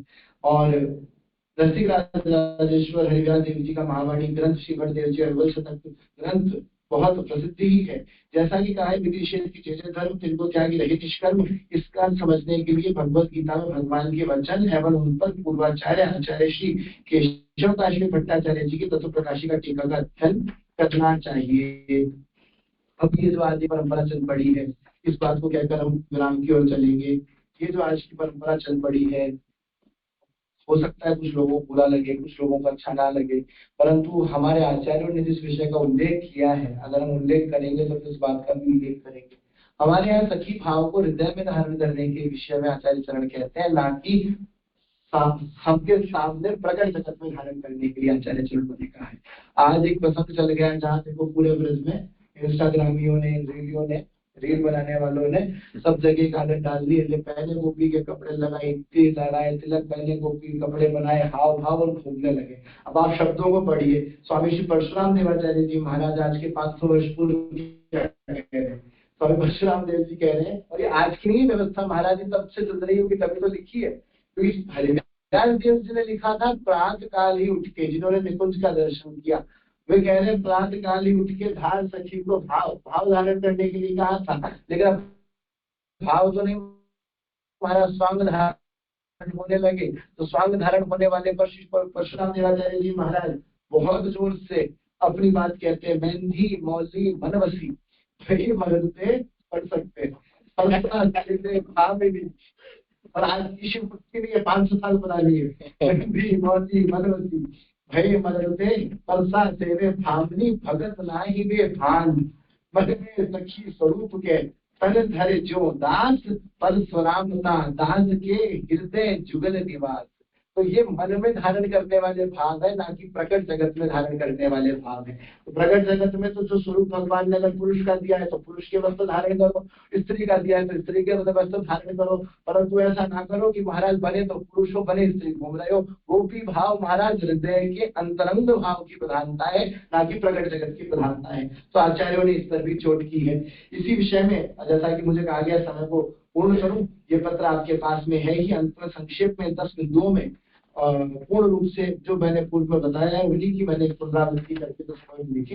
इसी के साथ में निम्बारक भगवान के विषय में जो कुछ भी बोल पाए अंतिम श्लोक बोलूंगा। निम्बारक भगवान पहले आचार्य जिन्होंने कहा कि उपास्य को तो जानते ही हो, उपास्य रूपम तदुपासकस्य, उपासक के स्वरूप को भी जानते हो, उपास्य रूपम तदुपासकस्य च कृपा फलम भक्ति रसम परम, ये तो जान ही लेना चाहिए। लेकिन विरोधिनो रूप मथित प्राप्त, ये स्मरण रहे कि जो जो आपकी भक्ति में विरोधी तत्व है, जिनसे आपकी भक्ति बलवती नहीं हो पा रही है, आपकी भक्ति परवान नहीं चढ़ पा रही है, उन समस्त विरोधी तत्वों को पहचान लो, उन विरोधी तत्वों से दूर हट जाओ और गुरु आदेश में, गुरु आश्रय में रह करके, आचार्य आश्रय में रह करके अपने भक्ति के सिद्धांत को बलवान करो, अपने जीवन को आगे बढ़ाओ। ऐसी भावना करते हुए आप सभी के श्री चरणों में प्रणाम करते हुए अब आगे जो चर्चा होगी आप जैसा बताएं वैसा आपके श्री चरणों में प्रणाम, अपनी वाणी को विराम। जय जय श्री राम।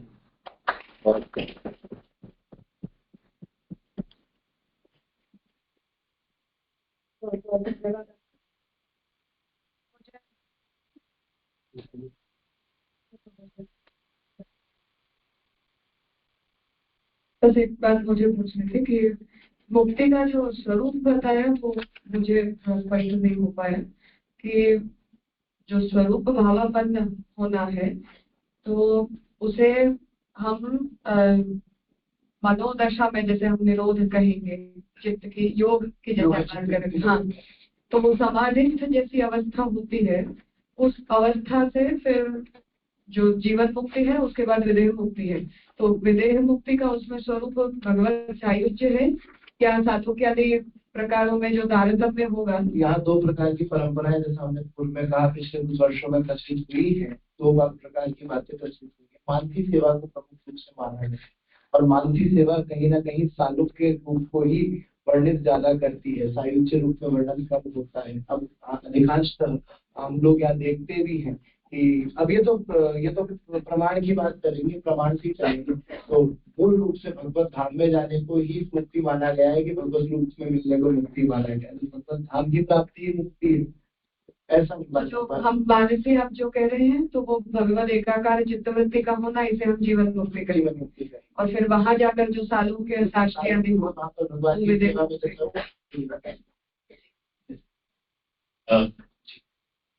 सर्वसाधारण और त्रैवर्णिक की पृथक व्यवस्था है। त्रैवर्णिक की व्यवस्था, वैदिक व्यवस्था को उत्तमाधिकारी बताया गया है। तो उनके फलों में तारतम्य होगा या एक ही फल उनको मिलेंगे?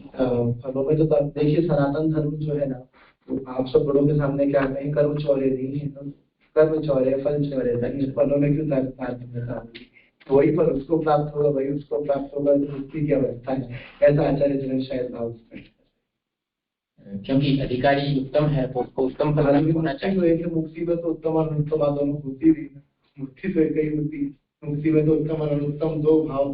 तो साधन भेद फिर क्यों किए गए?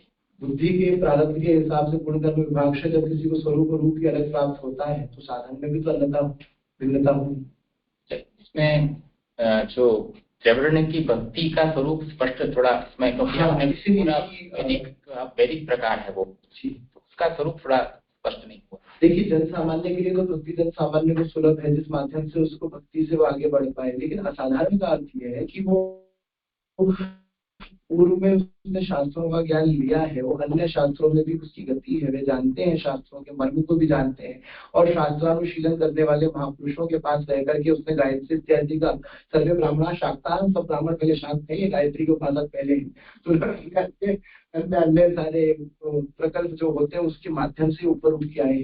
तो वो जब ज्ञान हो जाता है ना, तब थोड़ा प्राप्ति में थोड़ा समय लगता है। तो उनके लिए त्रैवर्णिक को एक मूल रूप से हट करके कुछ ज्यादा सिद्धांतों में चला करके भक्ति को आगे बढ़ाने की आज्ञा आचार्य चरण करते हैं। तो मतलब उसके लिए भक्ति थोड़ी सी कठिन हो जाती है। बिल्कुल हो जाती है। और सामान्य अर्थोगत्वा तो फलस्वरूपा वह भी अर्थोगत्वा मानसिक सेवा भी होगा, दोनों को एक ही होगा, दोनों को एक ही मिलेगा। कि जिसका जो मार्ग है, अब जो हाईवे से जाओगे वो हाईवे से जाओगे, जो सबवे से जाओगे मूल में पहुंचा तो एक ही का।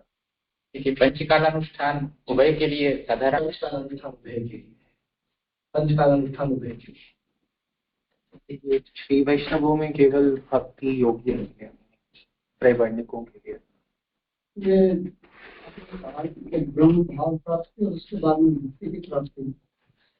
ब्रह्म भाव की प्राप्ति भी भक्ति की प्राप्ति है, उसके अतिरिक्त कोई ब्रह्म भाव नहीं। ब्रह्म भाव का मतलब भगवान की मानसिक सेवा में रहना ही ब्रह्म भाव है। कोई अलग से ब्रह्म भाव में अपने आप को हम ब्रह्मास्मि समझने वाला भाव नहीं। पहले कुछ आप बताइए ब्रह्म भाव नहीं तो पेश होगा।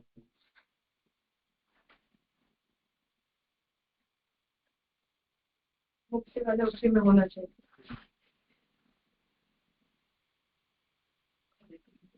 स्पष्ट हो जाएगा। यहाँ लिखा है, अच्छा जी जी, फलस्वरूप भक्ति का स्वरूप इस प्रकार है। नीचे की बात हुआ जी जी जी, निरंतर का आश्रयता हुआ साधन ध्यान योग अर्थात निरंतर आसन में संलग्न रहता है। इस अवस्था में उसके अहंकार, बल, दर्प, काम, क्रोध और परिग्रह आदि आंतरिक विकार रूप शत्रु निर्बल हो जाते हैं और उनको त्यागने में उसे कोई कठिनाई नहीं होती। सहज में ही उन्हें निर्बल शत्रुओं को जिस तरह त्याग दिया जाता है वैसे छोड़ करके ममता रहित परम शांत हो जाता है। इस प्रकार जब मुमुक्षु ब्रह्म भाव को प्राप्त करने में समर्थ होता है, ब्रह्म भाव को प्राप्त कर वह प्रसन्नात्मा हो जाता है, उसे इससे किसी प्रकार का शोक नहीं होता, ना ही कुछ इच्छाएं उसकी शेष रहती है। तभी प्राणियों में संभाव होता है वह भक्त भगवान के मेरी पराभक्ति को प्राप्त कर लेता है। पराभक्ति भक्ति के परे है, तभी तो उसका नाम फल रूपा पराभक्ति है, जो फल के कारण प्राप्त है। ब्रह्म भाव है, ब्रह्म भाव से ऊपर महाराज पर फल रूप भक्ति कही गई है, तो फल के कारण प्राप्त हुई है, ऐसा चाहिए। ब्रह्म भाव ब्रह्मचर्या वाला ब्रह्म भाव है, जिसमें उसको धीरे धीरे अपने समस्त एकांतिक शत्रुओं को, समस्त अपने क्रोध, परिग्रह आदि आंतरिक विकारों को उसने जीत लिया है। उससे वो दूर हटना चाहता है, धीरे धीरे उनके बंधनों को, ग्रंथियों को काट फेंकता है। तब जो भाव उसके अंदर स्थित होता है उसको ब्रह्म भाव। इसमें ब्रह्म शब्द का क्या है? ब्रह्म शब्द का जैसे ब्रह्मचर्य शब्द का अर्थ है जो ब्रह्म के समान चर्या की जाती है, तो वो ब्रह्मचर्य शब्द है। वहाँ ब्रह्म के समान चर्या ही ब्रह्मचर्या जैसे कहलाती है, ऐसे महाराज जी ब्रह्म शब्द का अर्थ। इसमें कि जी द्वारका जी में तप्त मुद्रा और अन्यथा शीतल मुद्रा है जी, तो द्वारका में तो प्रत्येक वैष्णव चाहेगा ही। हाँ मेरा चीज मुद्रा सबके लिए मतलब भगवान ने जो दिग्विजय की है, जब श्री नंबर भगवान दिग्विजय जब अपना कर रहे हैं, तो दिग्विजय क्रम में जब श्री द्वारका जी में आते हैं तो वहीं पर आकर के उन्होंने गोपी चंदन कुंड जो है उसके पास में आकर के उन्होंने सांप्रदायिक वैष्णवों के लिए व्यवस्था की। यहाँ आने पर ही कोई यहाँ आके यात्रा करे, पहले तो यात्रा इत्यादि सबके लिए आवश्यक कर्म है, संप्रदाय में भी आवश्यक कर्म है। आज उसको आवश्यक नहीं माना जाता, ये अलग बात है, परंतु वहां जाए और वहां किसी अपने आचार्य से ही, अपने योग्य आचार्य तो वह भी ना मिले, तो वहां पर जो उपस्थित पुरोहित हैं उन्हीं को अपना आचार्य मान करके उनसे शंकर की ताप ले, ऐसी व्यवस्था, ऐसे सिद्धांत की स्थापना निभाते अनिवार्य तो आज क्रम में नहीं देखा जा रहा है, परंतु शास्त्रोक्त रूप से देखा जाए तो संप्रदाय शास्त्रोक्त अगर है सब भेद क्यों किया गया वहां जाके रहना भी यहाँ पर तो नहीं भाव की तो महाराज जी रसिक परंपरा की छाप पिछले 500-700 वर्षों में अधिक बढ़ती गई और निम्बार्क संप्रदाय निम्बार्क भगवान का कालखंड तो प्राचीन है 500-700 वर्ष 800 वर्ष का जिसका कालखंड है ये समय तो रसिक परंपराओं के उचित होने का समय है। तो ये दो बात यहाँ पे साफ आ जाती है कि अनादि वैदिक संप्रदाय भी निम्बार्क संप्रदाय है जहाँ पर रमाकांत पुरुषोत्तम श्री कृष्ण की उपासना पूर्ण में रही है। कालांतर में उपासना केवल राधा कृष्ण युगल बिहारी की उपासना बन करके पुरुष है। तो इसका मतलब ये जो उपासना इससे पहले यहाँ भी तत्व बिल्कुल भी जाती है भगवान ने तत्व मुद्रा का निर्देश किया और फिर उसका श्री रामानंद स्वामी जी की तत्व मुद्रा की आज रामानंद संप्रदाय में दी जाती है। वहाँ तो सब कोई तत्व मुद्रा आपकी मतलब हमारे यहाँ तो उसका अनिवार्यता को तो बहुत मानते हैं। तो एकादशी जो है प्रथम एकादशी जो कहते हैं उसमें उसके दिन उसको तप्त मुद्रा धारण करना ही है जी।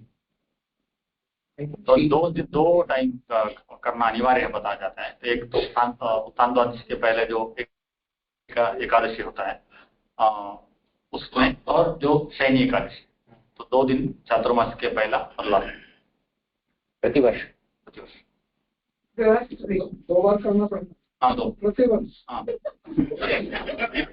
मैं लेकर आया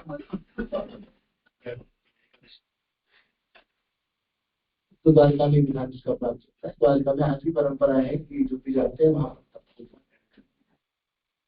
एक बार दीक्षा देते हैं और उसमें भी आई थिंक दोनों में भेद है जो वेदगली और तेंगड़ी का जो भेद है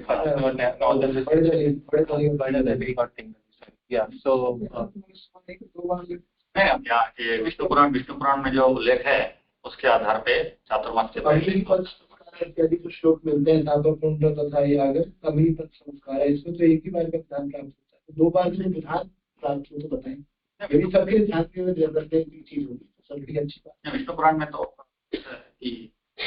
उत्थान द्वादशी के पहले जो एकादशी आता है प्रतिवर्ष 2 बार मगर ये है कि जो उत्थान द्वादशी के पूर्व में है वो जनरल सामान्य में नहीं है मगर उत्थान जो एकादशी है प्रथम एकादशी जो है उसमें तो सभी लेते हैं उसमें मगर उत्थान द्वादशी के पहले जो है वो बहुत नहीं लेते जो बहुत संप्रदाय में अभी भी है वो लेते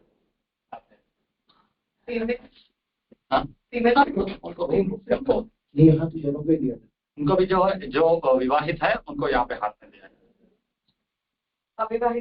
अविवाहित जो 8 वर्ष के पूर्व है उनको यहाँ पे तो आपने भेदाभेद बात के बारे में कहा तो यहाँ पे वो किस तरीके से या द्वैतवाद आपने कहा जैसा यहाँ पर द्वैत के विषय में निम्बार्क भगवान ने भेद भी माना है तो भेद भी माना है। जीव को एक भी मानते हैं अलग भी मानते हैं द्वैत का भी पोषण करते हैं अद्वैत। पहले पृष्ठ पे जीवों के विषय में जो लिखा है ज्ञान स्वरूप जीव का स्वरूप बताया है कि ज्ञान स्वरूप है स्वयं प्रकाश है स्वयं ज्ञान है स्वयं प्रकाश है अगणित है लेकिन उसके ऊपर होने पर भी उसकी अंतर्गत सत्ता नहीं है। वो सत्ता भी हरि के अधीन है हरि अधीन है। तो जीव को ये अगर ज्ञान स्वरूप मान के अगर जीव को ब्रह्म मान लिया जाए तो यह उचित नहीं है और अगर स्वतंत्र मान लिया जाए द्वैत में भी स्वतंत्रता आ जाए स्वतंत्र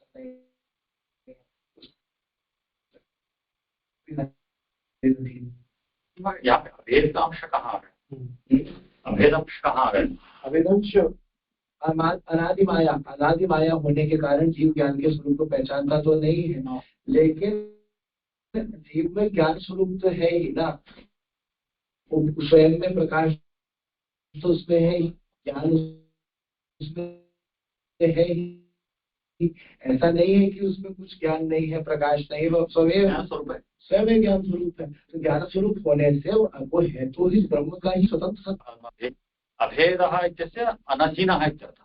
हाँ अभेद अनधीन का अर्थ होगा लेकिन भेद हरि के अधीन आएगा बाकी इस विषय में चर्चा हम करेंगे।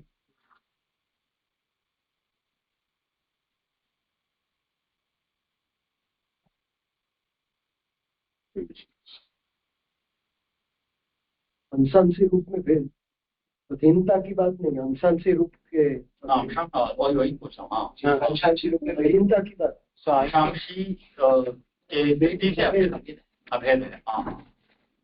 So I think so this is something that comes up in the Vijnana Bhikshu debate also. So because Vijnana Bhikshu भी भेदाभेदवादी हैं, तो वो ब्रह्मसूत्र 2.1.26 में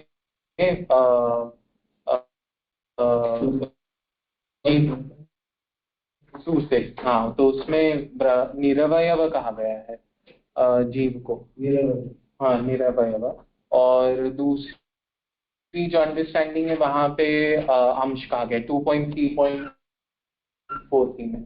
सो आई थिंक ये अद्वैतियों के लिए प्रॉब्लम है, और इसलिए उसका बहुत ही सिंपल सोल्यूशन, और एक्चुअली मैंने इस सॉल्यूशन के लिए शंकराचार्य जी का बहुत क्रिटिक हुआ, बात क्या इंक्लूडिंग भास्कराचार्य ने किया।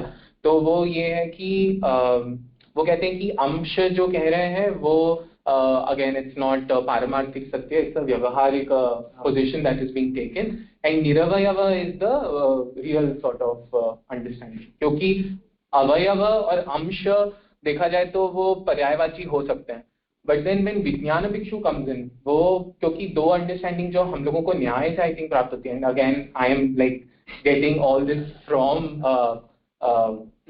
the Vijnana Bhikshu types.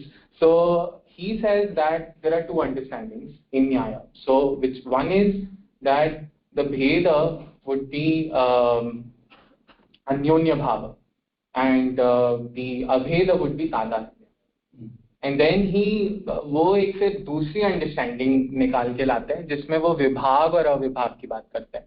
तो अगर देखा जाए तो उनका जो कॉन्ट्रीब्यूशन है भेदाभेद फिलॉसफी में वो यही था कि, और फिर वो ऐसा करके अगर उससे समझाया जाए तो डायगनली इसको अंडरस्टैंड करते हैं कि वो उसमें अन्योन्य भाव है पर वो अविभक्त नहीं है, और सिमिलरली उसमें विभाग होगा पर तादात्म्य नहीं, something. So it's quite strange, बदलवादी भी नहीं है और वो भेदवादी भी नहीं है। तो वो इस तरह कॉन्ट्रडिक्टरी जो श्रुतिज आ रही हैं उनको अकोमोडेट करने की कोशिश करते हैं, और अवयव और अंश का अलग अलग मीनिंग ले लेते हैं।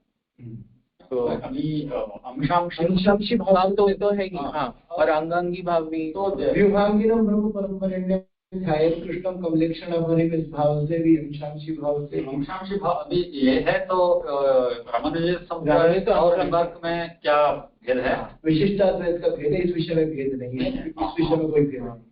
अग्रह संस्कार में कोई भेद नहीं। हाँ, वो तो वही संस्कार तो वैष्णव तो एक है ही महाराज, तो हमारी मूल मान्यता तो एक रहेगी। बहुत विशिष्ट रूप से जाकर के हमें कई प्रकार से अंतर आएंगे, पर मूल मान्यता तो एक ही होगी। अगर यदि अभी अंशांश भाव कहते हैं तो आधार भी मांगता है ये सर। हमारे बड़े आदरणीय और मेरे बड़े भ्राता है श्रींद्रदास जी, रामानंद संप्रदाय के उत्कृष्ट विद्वान है हमारे मध्य में। में चर्चा चल रही है सरकार, आप आ गए। तो मम साधारण में मांगता ये जो श्लोक है उनका अन्वय कैसा रहेंगे? अंश भाव है तो मोक्ष के बाद तो अंश जो है अंशी में विलीन होता है कि उसका स्टेटस ऐसा ही रहता है? अंश अंशी में विलीन नहीं होता है, उसमें नित्य सायुज्य की प्राप्ति नहीं होती, सालोक्य की प्राप्ति मानेंगे सायुज्य। तो अगर माने ब्रह्म जो है वो अविशिष्ट है, चाहे कुछ भी हो, जिससे भी उसका वो विशेषण अंततोगत्वा अद्वैत मानेंगे तो अंततोगत्वा जब सृष्टि लय संग्रहण के क्रम में माना जाएगा तो वहां तो यह भी माना जाएगा कि विलय को भी स्थान दिया ही गया, उसमें तो निषेध भी नहीं कर सकते। राइट, तो फिर वो क्या भेद है जो मीनिंग अगर आप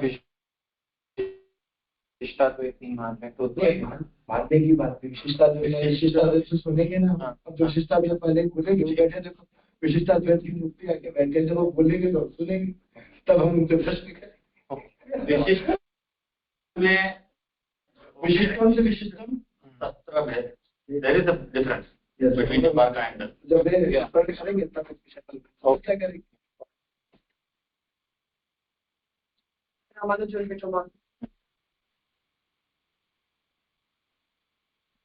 बहुत बहुत धन्यवाद। निम्बार्क संप्रदाय के विषय में ज्यादा नहीं होता है। मतलब मेरी अपनी मैं समस्या बता रही हूँ कि मैंने भी बहुत सारा साहित्य ढूंढने का प्रयास किया था, पर सर्वसुलभ प्राप्त नहीं हुआ। तो आप कभी मूल ग्रंथों को भी हमें प्राप्त करवा, ऐसी हमारी अपेक्षा है। हम भी विद्यापीठ है हमारा, तो लाइब्रेरी कॉपीज के लिए भी हमें अब मूल ग्रंथ यदि प्रदान करेंगे भाष्य के अतिरिक्त जो भी उत्तम रेफरेबल हो तो आनंद होगा। आपके पत्र से बहुत सारे विषय स्पष्ट हो पाए, तो बहुत बहुत धन्यवाद। 10 मिनट का विराम करके और फिर हम आगे मतलब समुदाय के जो 3 पत्र हैं उनका हम श्रवण करेंगे। 4:15 बजे हम पुनः सत्र प्राप्त करें। धन्यवाद।